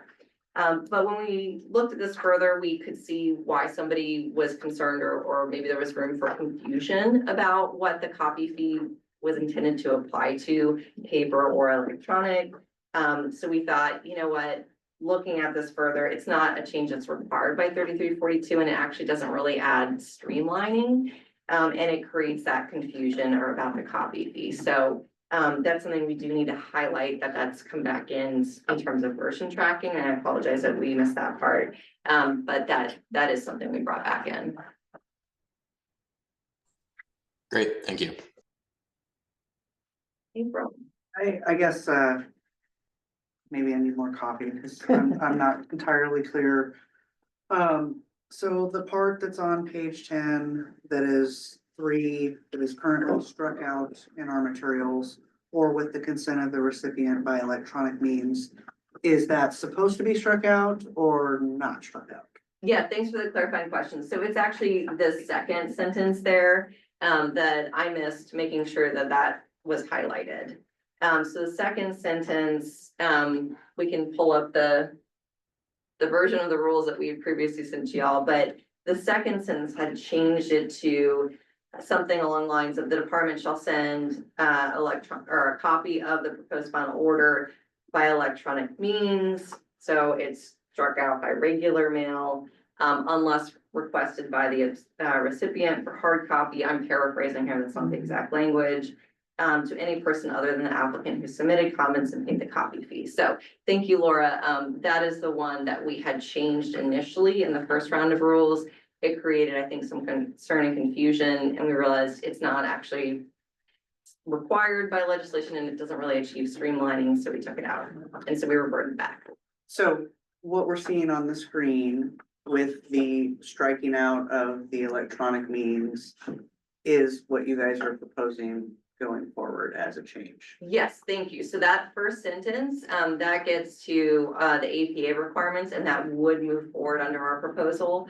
And so certified or registered mail is, so we can't just email a PFO to the applicant, we have to also send it certified or registered. I understand, and I think that's important for those that, because that is part of the legislation and the discussions around that is making sure that for PFOs, those do go out by mail. But so then that second sentence that's highlighted here that was supposed to be highlighted because that's. It's coming back in. It was existing and then we deleted it. And then in this version, we added it back in, but we forgot to just put a yellow highlight that it got added back in, restoring it. And so that also means that there's not a way for the copy fee to be waived because it needs to be sent out by that and there's a cost associated with that. Is that all? This wasn't my comment. I'm just trying to make sure I am understanding what is happening with the in and the out and why. Yes, it's keeping the existing rule language where if somebody who isn't the applicant requests a copy of it and they pay the fee, then we need to send them a copy of it. That makes sense. Yeah, thank you for checking. Kimberly. Yeah, just something to consider is that I think that fee was originally, meant to cover the cost of printing, putting something in an envelope, mailing. And I guess I know the department, at least when someone comments through the portal, gets an automatic PFO. And so I don't know, I guess I'm just wondering if there's a way to capture that people who comment will get a copy of an electronic copy of a PFO absent the fee. So I think that's a question about internal processes and what's achievable and what's maybe a change. And so I checked in with the water rights section and with the transfer and conservation section, and they do have existing processes, as I understand it, where they're able to track and then have those electronic copies go out. The extension process doesn't currently have that. And so talking with Jeffrey, one person shop and extensions, we don't already have that process built in. So this would be adding an additional step. Now, certainly if somebody reaches out to us and says, I'd like an electronic copy, that's something we typically provide because that's a quick response. We don't have to go through the records request for that, but because of the small amount of time. Also, of course, it's included in our public notice, but that's where Kimberly, you might be seeing a little bit of a difference there between processes we've built in and we have already set up in RIS and with our workflow system for tax and then for the water rights section, but not in extensions right now. Thank you for the discussion on that. Okay.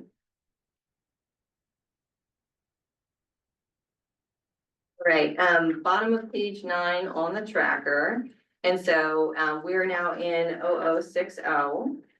And we did modify, or we're proposing to modify some language under proposed final order of hearing rights.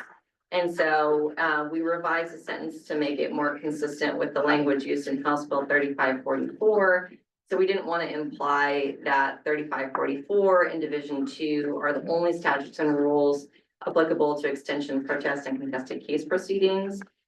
So you'll see a strikeout of language you've seen before, and an addition of language that we think makes that a bit clearer.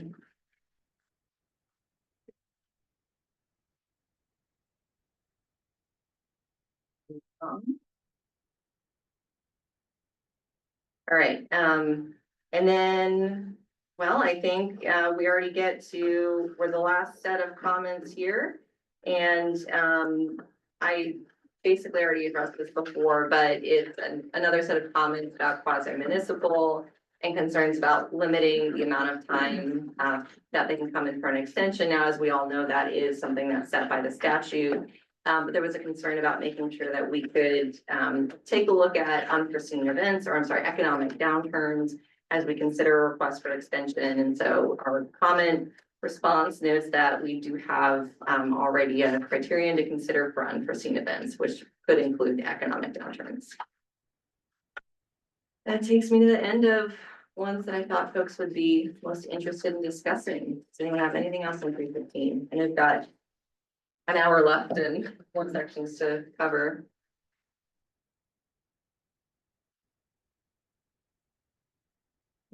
Thank you. Bring it back to Raquel. Okay, we'll take a 5-minute break.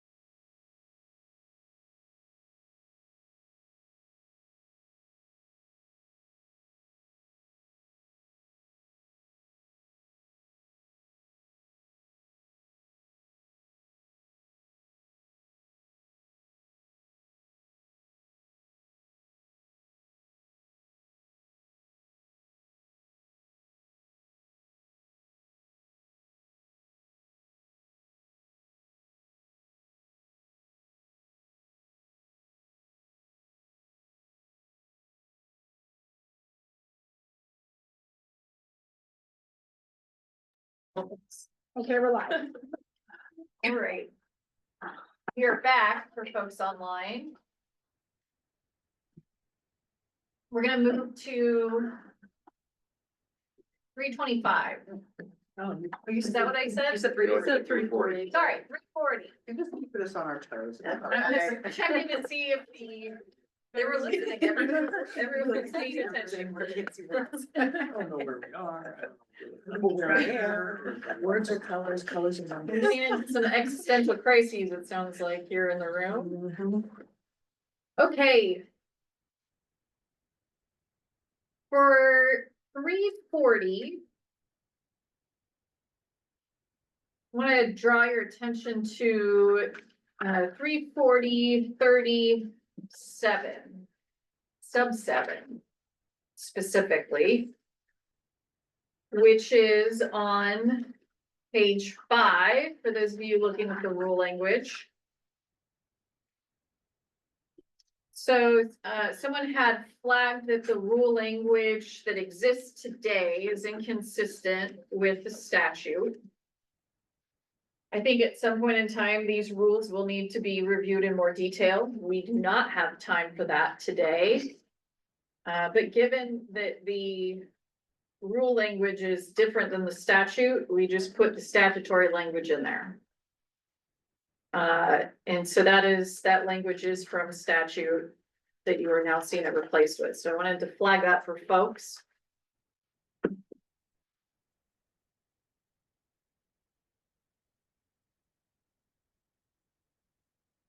Katie, you're on deck for the next one. Sure. Just not seeing any hands. Looks like folks are still looking. Okay. So we're moving into the expedited secondary part of Division 340, and that's under 0060. We received a comment relevant to page 9 of the handout, and that's under sub 7, sub A. So you'll see we've added authorized by a previous water right transaction to the statement. Storage of water, new language authorized by a previous water right transaction will not be determined to have raised a public interest issue relevant to the application. So storage of water authorized by a previous water right transaction, that can include a few different types of transactions. That could be the original storage right. That could be a storage right that's been modified through a transfer. One of the types that we'll see is a character of use change for the water authorized for storage. So basically, if the decision's already been made and we're past the period of time where somebody can take issue with that authorization, then we're not going to revisit that, right? We don't relitigate something that's already been approved and it's past any window where somebody could take issue with it.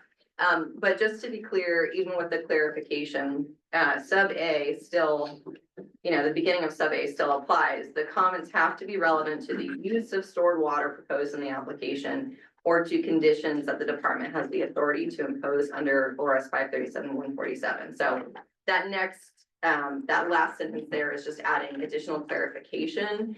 But even with that, the comment has to be relevant to the use of stored water or something we could impose under 537-147. So there's a lot of discussion around this the first time we talked about it, and a note that we needed to make it clear. And then we also received a written comment to that extent. So this was our attempt to get at that. Kimberly? I see a thumbs up from Leah. Kimberly, you're muted, by the way. Yes, sorry, I'm just trying to. I have thought of an additional comment, so this is a new comment, in addition to what you guys have done already, which I think maybe just one thing to think about is whether or not the underlying reservoir right is meeting its conditions of use. I think we have seen at least one instance where someone has come in for a secondary water right where the reservoir owner was not meeting a pretty substantial condition of use. And so there were public interest issues there in our mind. So just something for you guys to consider. I guess my ask is adding some language, and I could get you some proposed language that says there, you know, sorry, I don't have it in front of me. Basically, that just says under the reservoir right that's meeting its conditions of use or something to that effect. Does that make Kimberly, sense? so are you saying we should hold the secondary water right holder accountable for what the primary water right holder is or is not doing? Is that- No, yeah, it's not that they're accountable, but whether or not they should go through the expedited process, which basically fast tracks it. And, you know, I think limits the public comment review a bit. If the underlying storage project is not complying with the permit, then I do think that there are public interest issues raised there. Does that make sense? I understand what you're trying to do, and we are fine with what you're proposing. It's just that there are some nuances there. It seems, Kimberly, like that would be a potential enforcement matter though. For the primary, right, if they're not meeting their permit conditions. Yeah, and I guess it comes into play. I think it's the situation I'm thinking of is where both the reservoir and the secondary water right are owned by the same person. So it's not a different water right holder, if that makes sense. Send us the details Okay. that you're thinking of and we can take a look. Because to me, maybe the question is more, should there be permit conditions carried forward? But I don't know. Send us the language, we'll take a look Okay. at it. But I think we would have concerns about trying to hold a secondary water right holder accountable to the primary water right holder. So. Yeah, and again, it's not so much that we want to hold them accountable, it's whether or not they could use that process. Yeah. So. Okay, well, we can take a look at it. Thank you. Okay, so that was all that I had flagged for 340. Anything anybody else wants to raise on 340? Not, we can go to the next rule.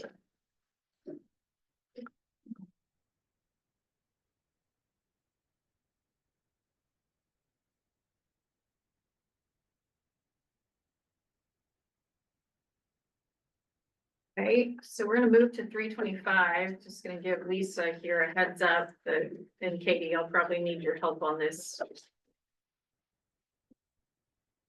So on moving to 325, look at the rule tracker, not at the rule language.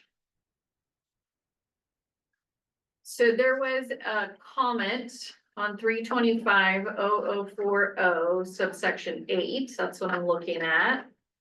So it's going to be at the bottom of that first page there.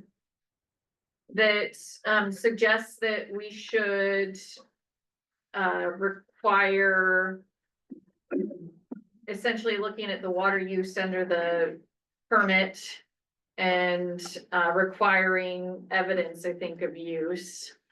GPS linked photos, water rate measurements, etc. And proving use within the past 5 years. And then there's a similar comment about in 70, so the very last one that talks about adding to the list of findings that the water has been used in the past 5 years within the terms and conditions of the water rate permit. So for both of these, we did not add these in part because, well, maybe in full because a permit is different than a certificated water rate or water rate that's been proven up. It doesn't, it's a permit which gives you the authorization to begin to use water and to build up your system. And so the 5 years of non-use is not really the standard at this point in time. Lisa, did I get that correct? Yeah. How I explained that, and so that's why those pieces there are not asking for it, because they're still in the permit stage. Yeah, you have all varying degrees of, they've just begun construction and no actual water use yet. You've got folks that have the diversion conveyance system in place, but they've only partially used water. And then to me, that was getting at forfeiture, and that's related to certificated water rights. So that was all that I'd flagged on 325, so I've opened it up for additional conversation on any portion of 325. Or on that.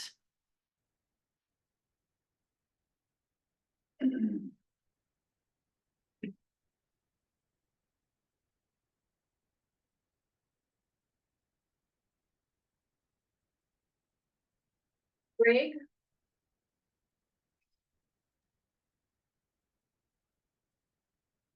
Yeah, I had I think a question on 0020 subsection 3. We could go to that.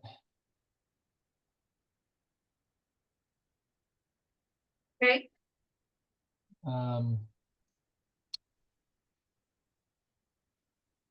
Okay, let's see. So let's see, any water right permit may not be assigned if the time specified in the permit or the last, yeah.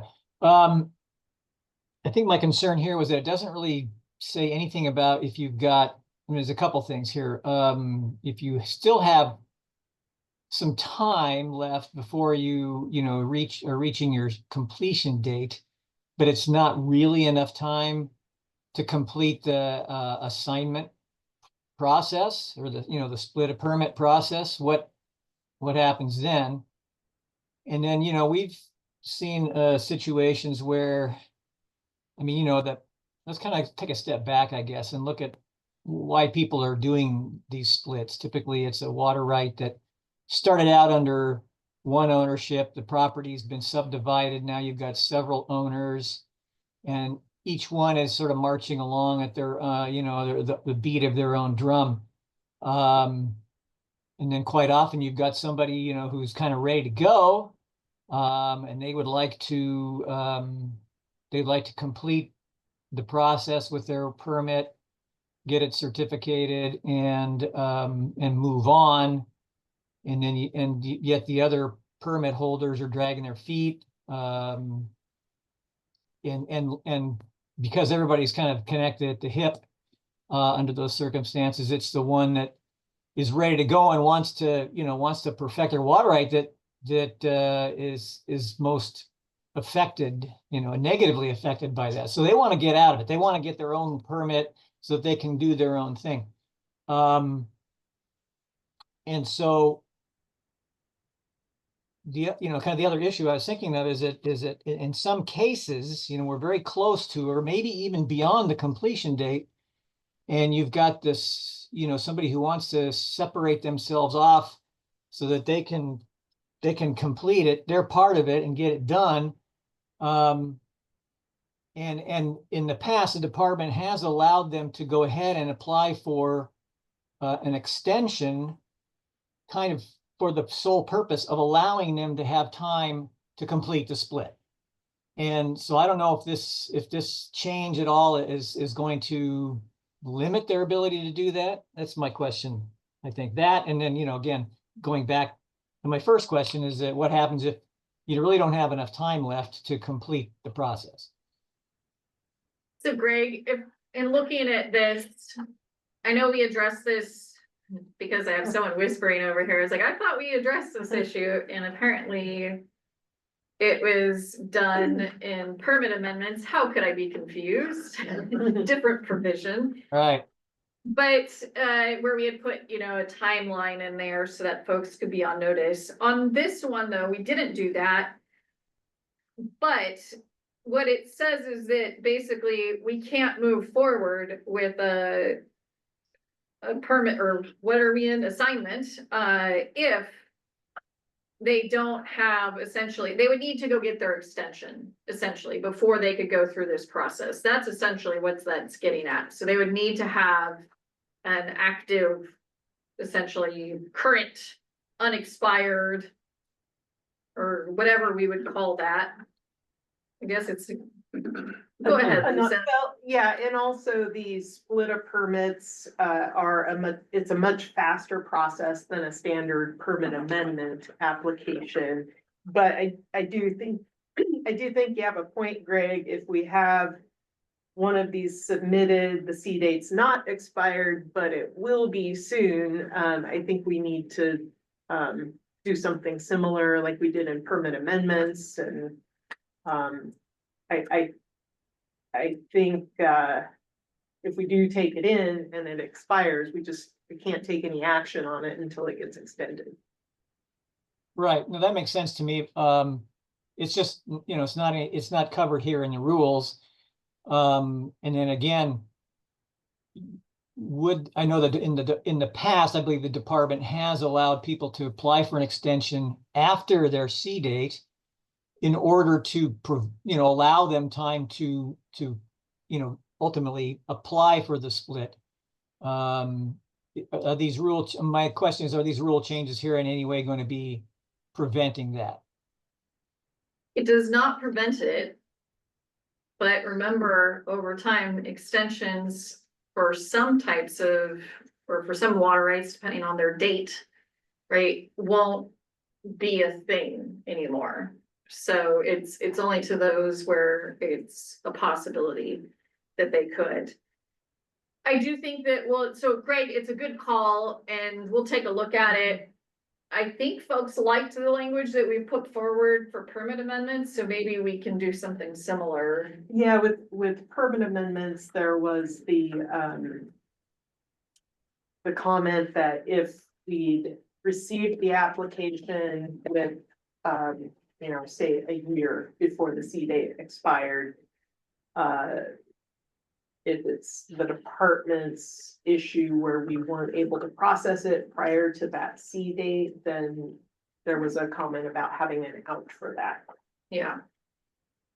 Okay, we'll take a look at that. Thank you. April? Okay. Wait, I do have one more thing, sorry. Sorry, Greg. And I don't know where this is in the rules. This is actually something that kind of occurred to me that I hadn't thought of. Up to this point, and I was kind of mulling it over last night after reviewing all this, and I thought, oh yeah, there's this other thing. And that is a problem that we kind of run into is that a lot of times, you're splitting up these permits and you have, you have individual wells that are now owned by the different property owners. And right now, the rules don't allow you to, right now, the rules only allow you to sort of split up the place of use. But you still end up with everybody in theory authorized to use everybody else's wells. So each individual now permit holder that results from the split still has the authorization to use all of the other wells. And, we've kind of gone around with the department on that. And, because it's our intent quite often with these things is to not only split off the land, but also the wells that are associated with those different pieces of land. The rules don't allow that right now. I'm just kind of wondering if there's any way that could be somehow worked into the rules to allow that to happen. I think as a standard practice in our final orders, we say, and I can't tell you for sure on the split of permit, but just because we approve a point of diversion or point of appropriation doesn't give somebody the legal right to trespass onto another person's property or access it. So we try to be clear there. So are you saying, you'd like to see something to that effect in here? No, I think what he's talking about is being able to do a POA change, essentially. So that, so you have two No. wells, is that, sorry, go ahead. Oh, Greg. yeah, essentially, you're right. It would be like a POA change, you know, or you were instead of, but really what you're doing, you're saying, okay, that this applicant is being assigned to this place of use and this well that is on their place of use only. You know, to me that just sort of makes sense to do it that way, but right now that's not what happens. What happens is that, yeah, they're assigned a place of use, their individual place of use for the property they own, but they still have authorization to use all the other wells. And I guess to your point, Lisa, I'm not sure that I remember seeing that. I know the language that you're talking about where it says that, you know, you can't, you know, that this final order does not authorize, you know, use of a well that's not on your property. I'm not sure I've seen that actually on final orders for splits. I'm not sure about that. Yeah. Great. So the reason for this is it's a statutory change, so 537225. That's the full or partial assignment statute. Under subsection or 5 B, it says may not add or change a point of diversion or point of appropriation. So that is, the reason for that is explicitly in statute. Gotcha. Okay, well, I guess that's your answer right there. You really don't have the authority to make that kind of change in these rules right now. Correct. Okay. April. I think Lisa's comment earlier on, this section 3, and it sounds like we'll have that come back to us. The next rulemaking to have the language from the permit amendments put in here potentially for us to consider going back to, what she has up there, the 3 area.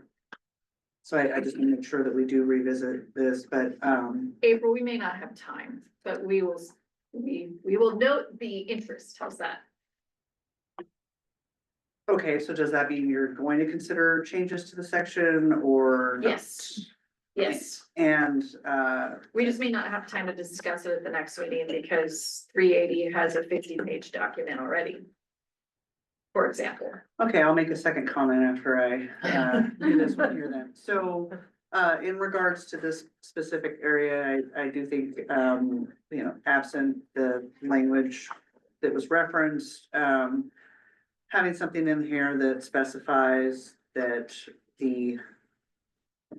so the last sentence there that's added, if the time specified in the permit or the last approved extension of time to perfect the water right has expired or expired at the time of application, I don't know if that helps with that. That was my comment there. And then I think, in response to your comment, Raquel, just more broadly on the rules, before we move forward. We're covering far too many rules that we should be in the time that we have. I know that's a burden to you guys and it's a burden to us. We started off the meeting talking about that. We really should be focusing on the requirements from the 2 bills and making sure we get that right, as was, I think, our directive as a RAC. And if we don't have time to go through all the other changes, before this RAC process concludes, at least stating my own opinion, then that means to me that those other rules should not go forward as part of this rulemaking. So to restate that, either we take the time to get this right and do what we can, or we take out the parts we don't need to, so that we don't have a whole bunch of rules going forward that those of us on the RAC don't fully understand what we've agreed to or talked about or had addressed. And I think that is just from a process standpoint, making sure that we as RAC members understand we don't have members we have to report to and inform, and they're gonna have their own thoughts. And I know there's gonna be a public comment period that'll start over the Christmas holidays, and I do appreciate that you guys are gonna give. January. Yes, and I really do appreciate, Laura, that you started with that notion that there was not gonna be a deadline around the holidays, and I really do appreciate that. But the deadline that's driving these for the April implementation is the two bills.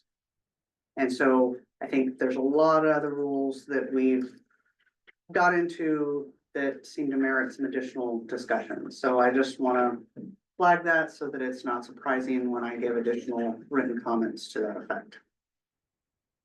Okay. We've heard that, and as we've discussed, there is a desire for us to make more changes than what's in the statute. And so maybe what I'd ask folks is if, as you're going through this, if there are particular areas that you think need additional attention, let us know. At the same time, just because we may not have time to discuss it, does not mean that you can't take a look at it and give us feedback, right? So, the other thing I'll note is that, just in regards, if this helps you with your members, remember, you all are not signing off on these rules, so there may be parts that you agree with, there may be parts you don't agree with in the rules. And that's, part of the RAC process. I don't know that that helps you, April, but just as a note there. I know that folks are doing the best they can. We're doing the best we can to keep moving forward and making sure we're taking all of your comments into consideration, as you hopefully can see by the documents we're producing. JR. Well, maybe you can clarify, you said there's a desire. So who desired that you do more? Almost a mandate, really, right? So we had these great fee work group discussions where folks said, you're not moving fast enough. You really need to move faster, but without a lot more people, right? We need to find other ways to improve. And so this effort is to address concerns from the legislature that we need to move faster. I mean, Brennan, Rick, can correct me if I'm wrong. Our director wants us to move faster. We want to move faster. We want to streamline. We want to improve. So we've heard you loud and clear in various forums that we need to do better. So this hard work that everybody's engaged in, you and us, is really with that in mind. So there was in the budget committee during our fee work group, or not during our fee work group, doing our fee bill. There was pretty clear, in our opinion, direction that we needed to make sure we were taking measures to process water rates efficiently. That's one avenue. The governor sent a letter to our director following, there was a signing, was it a signing letter? It was a signing letter that also provided that direction. So there's just a number of avenues that this has come up where we're not going to necessarily have more staff, and we've heard there's quite a bit of dissatisfaction with the backlogs that are currently there. So that's where that's coming from. Chris? Oh, yes. I was one of the folks who thought we should be doing more. I think I sent something in about writing rules in Division 340 to accommodate the changes that occurred for House Bill 3372. I generally am of the opinion, and Water League is of the opinion, that we appreciate the courtesy Water Resources Department extends when they decide to hold a RAC, when they do rulemaking, and perhaps, my experience doesn't track with everyone's, but it really hasn't been a problem keeping abreast of the brisk movement throughout all these divisions.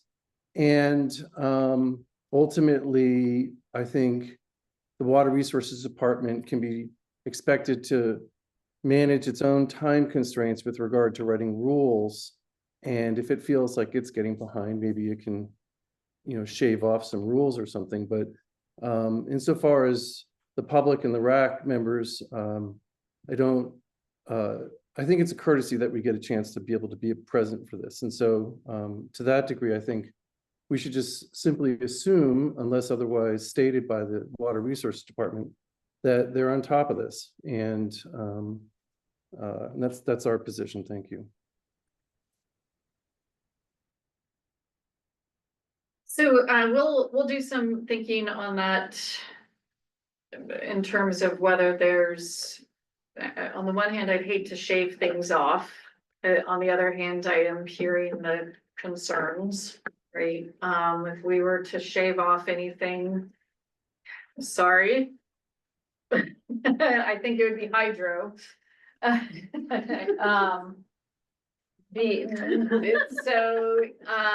Those ones do have some, though, implications with the legislation, if I'm recalling over the newspaper, is it newspaper or electronic notice? Yes.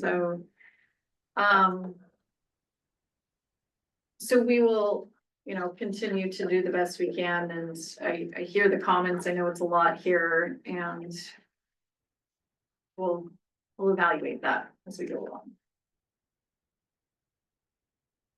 Okay. I'm going to pause and see if is there anything that folks wanted to revisit? Or is there anything else on this particular division?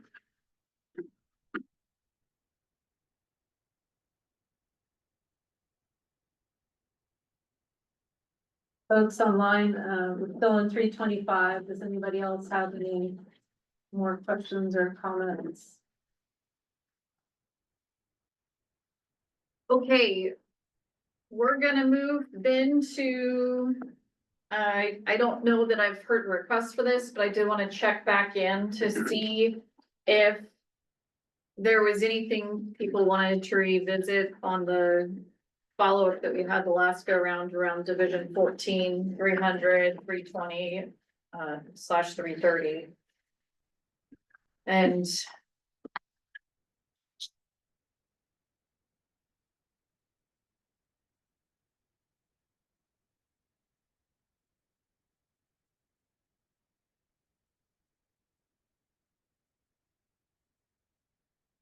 okay. Let's go to the notice. I have a couple questions for you all. I just need a second to get to my notes here.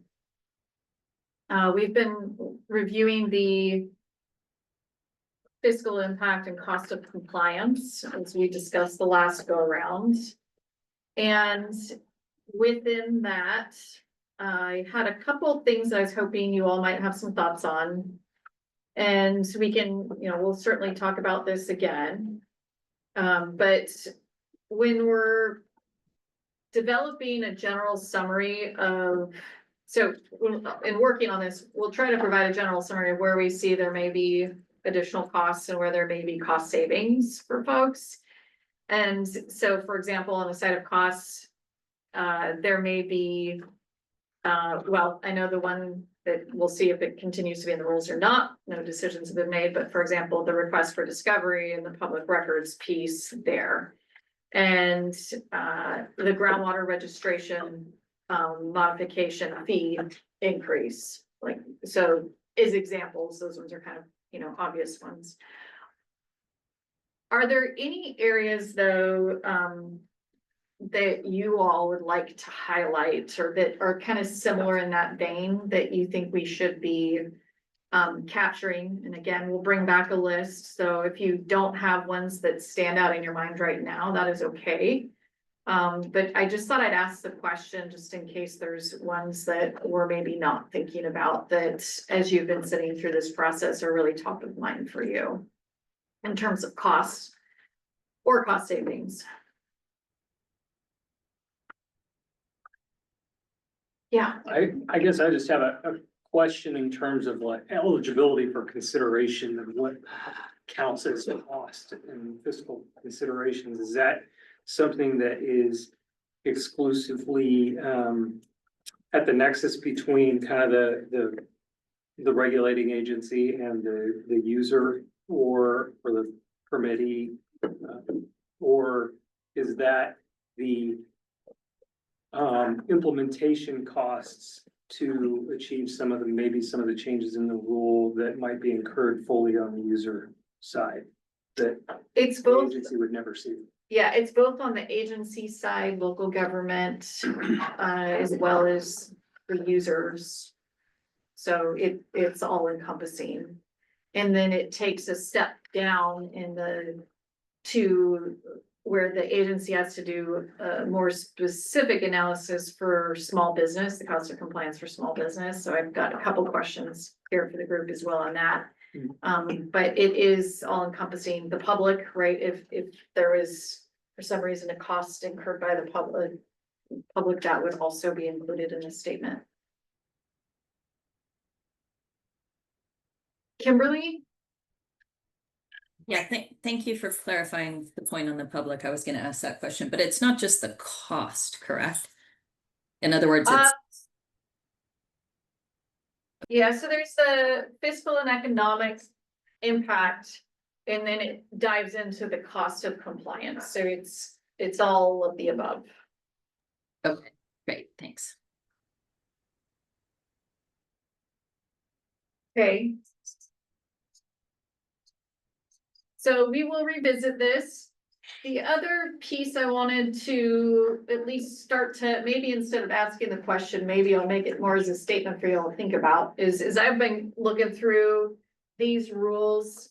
In general, it seems like it's, we can't predict all of the costs and also all of the savings.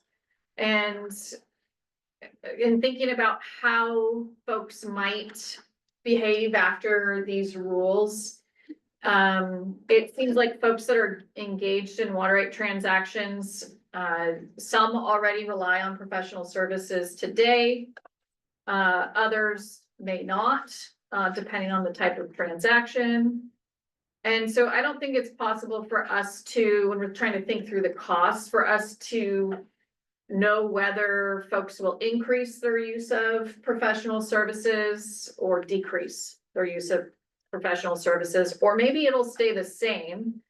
And the reason this comes to mind for me is that it seems like for some, they may receive a benefit by having clearer rules, and so there may be less of a reliance, whereas in other cases, potentially temporarily, since it'll be new rules, they might increase their use of the professional services to understand the new rules, or because the clarity then makes folks realize, oh, it would be really helpful to have a professional do this. So from my standpoint, it's really unclear what would be the result of this, because it's probably going to depend on the process also.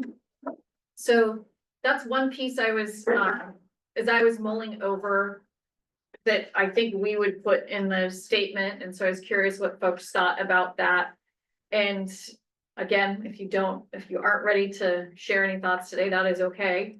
The other piece to that is that some of the changes, remove requirements, some of them add requirements. And so it's really hard to know cumulatively over this whether it will increase costs or decrease costs for folks on the whole. So that was some of the stuff that we were just mulling over and thinking about what's the impact of these rules. Leah? Hey, yeah, I'm just thinking about some of the discussion that we had at the beginning of this meeting about the changes to mapping requirements and inclusion of digital files, and thinking that that could potentially increase the use of professional services if people are like, well, I don't have GIS, I don't know how to do this map. I was just gonna draw on, something. So it could potentially, if that remains in the rule, lead to a slight increase in professional services for some applicants. So I think the way we drafted it was only required if a CWRE prepared it. Although the GPS requirements were included, so that there still may be a nexus there, Leah, but that, or if the CWRE does not use GIS, as we heard, not everyone does. But I think I'm not sure how common that is. Okay, thank you. I thought I saw a hand and then I disappeared, so. Okay. Kimberly. Oh, Kimberly? Yeah, I'm just wondering if are you giving us time to get you some written feedback on this? So we can think about it? Yes. Okay. Yes. We will also get you all a draft of the statement. We're digging into that. Okay. One thought I had was that to the extent that you are aligning rule with statute, you will probably have less legal cost, less challenges.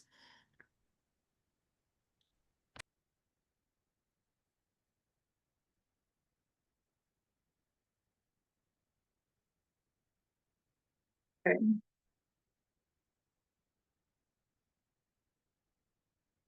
That would be the goal for everybody.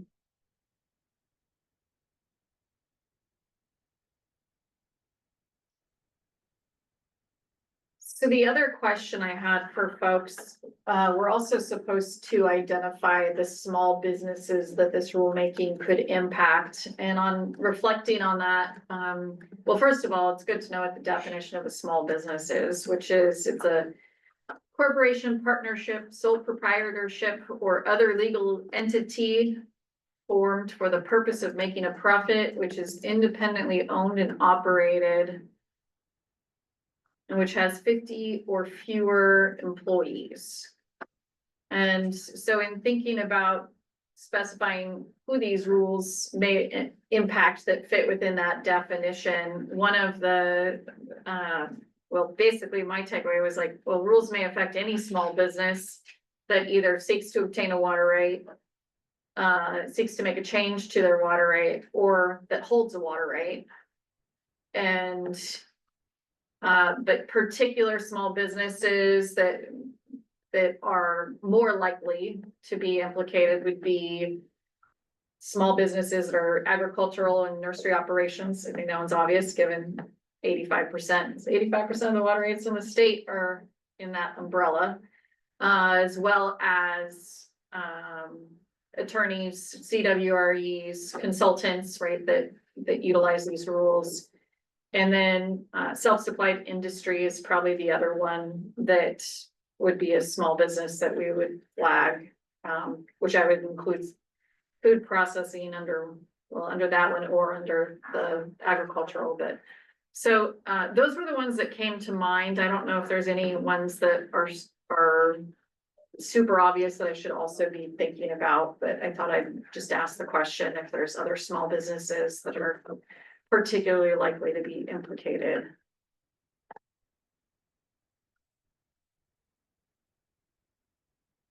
See much. Okay, well, we'll get those out to you. Laura? Do we have anybody for public comment? See anybody in the That chat? concludes our agenda for the day. Yeah, I got one more slide. I do wanna acknowledge that I can feel the weight of the room right now, and so we will do our best to see what we can do to help with some of the concerns we're hearing on the extent of this rulemaking. April?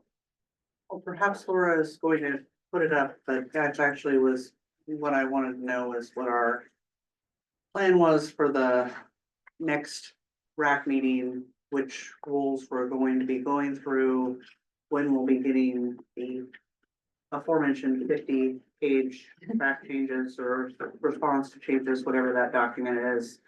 Where's Division 2? That's also part of that. But if we could just get a rundown of how our time is going to be utilized for this next, which I believe is the last RAC meeting scheduled, correct? Am I hearing you would like another RAC meeting in April? You did not hear me say that. I did not hear that. I didn't hear that either. Okay, just check in. We are gonna do Division 2. Right, there was a subgroup or, well, it ended up being actually a lot of folks that attended that meeting. That talked about some of the areas that were of interest in Division 2 in more detail as, discussed. I know Laura's working on a summary from that. So Division 2 will be coming back. Division 7, and so Division 2 is a reminder, that's the contested case and protest rules.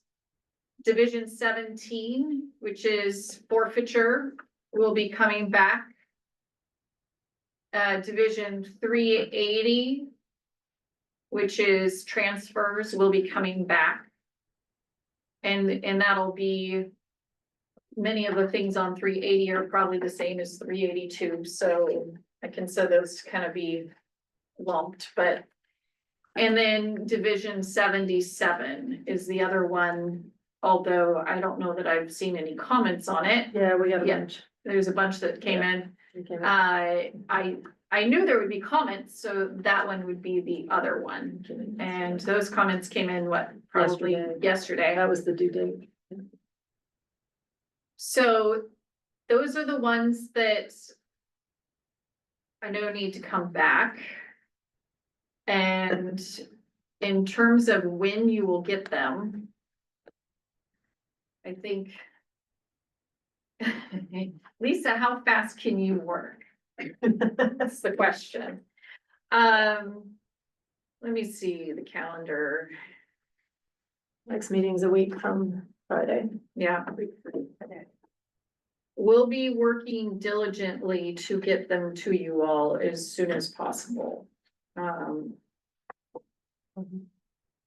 Yeah, it's likely gonna be Monday or Tuesday. We want to make sure we don't just throw in a response, right? So some of these we have conversations about, we want to make sure we get it right.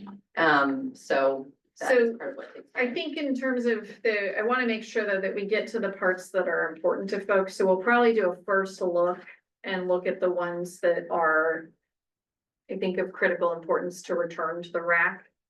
And make sure that those are addressed.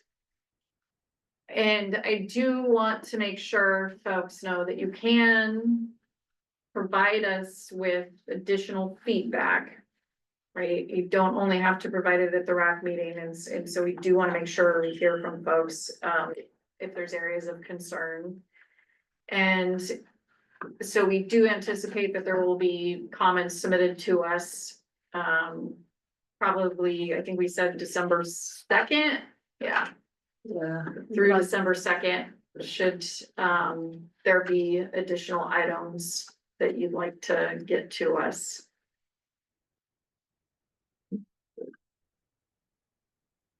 April, did you have? I guess just, I'll work with the but just to make sure that that's clear for myself as well as anybody else that's helpful for. So next meeting, we'll be going through 217, 380, 382, Division 77. There'll be some new language potentially or changes, proposed language that we'll talk about at that next meeting. And then you guys will want any feedback on all the sections by December 2nd. Yeah. And so I guess what I would ask you guys to think about is,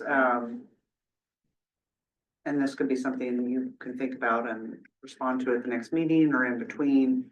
There's been a lot of different versions of the different rules. I know there's things online and the things we've been provided, but is there going to be kind of here's our cleaned up version of all the rule changes that we've made, and this is where the department is on all of these sections as a whole, that we would have a chance to make sure we're responding to the right versions by the December 2nd deadline? Yes, we can do that. We can make something simple for you all. Happy to do that. Because I do understand that we're in a time crunch and that if it's extended further, then that's gonna be more difficult for you guys to be able to get the rules out for public comment. But I think it's also important to make sure that we as Rules Advisory Committee members are able to thoughtfully weigh in on the right versions before they go out for public. Absolutely. We want to make sure you all are have the tools you need to the maximum extent possible. So what I think maybe, so I'm curious if folks think this would be helpful, is that I think we should put a table together with the links to our website Because, I mean, personally, attachments for me are just like, it's a lot of attachments, right? And so if we have just a table that has a link to everything you need in one table, then you're not fetching 5 different emails or downloading. Is that kind of what you're looking Yes. for, and would that help? I think Okay. that would be very helpful for not only me, but for the folks that I would like to share the information with. Great, we can do that. Thank you. Time check, 7 minutes till your next meeting. Just a You heads have up. Leah. Leah. Lisa's gonna cover it. Sorry, Zoom is not being kind right now. I just wanted to see, maybe I missed this, but did you say when, if ever, we're revisiting Division 310? I didn't see that on this list. See that other TBD, it depends on what Okay. feedback we get as to whether it will return. Okay, thank you. So, but we really are trying to be, you know, clear about what we're doing and not doing, and that's why we put these documents. I know it's a lot, but that's why we put these documents together, so that way you all have a quick reference point to be able to say, oh, they agreed with my comment, I'm gonna move on, or they didn't, and I wanna make sure they know, right, that they should really make the change, right, so. The only other thing I want to note on here is, if you have corrections for the meeting summaries that went out last week, 3, 4, and 5, please try and get those to me by the end of the week.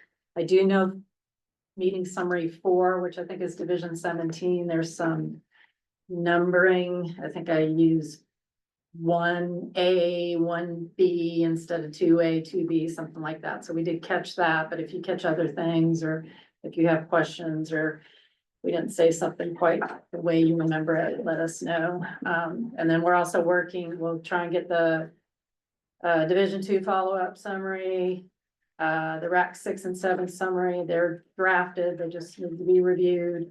And then we'll work on the summary for today's meeting as well, and try and get that turned around for you. Would it help folks if we like delay finalizing those summaries for a bit? Just so, you know, in the event you do want to look at them, because on the one hand, they're important, on the other hand, probably higher priority is actually looking at the rules and the changes as opposed to the summaries, so. Does that, anyone have an interest in us kind of pushing that out further, or? Yes, I would say the priority should be giving us time to look at the rules over finalizing the. Okay, we'll evaluate that, get back to you all. All right. You all have given us a lot to think about. I appreciate it. I know there's a lot. And we'll be in touch. Thank you, everybody. It's okay if we leave our badges.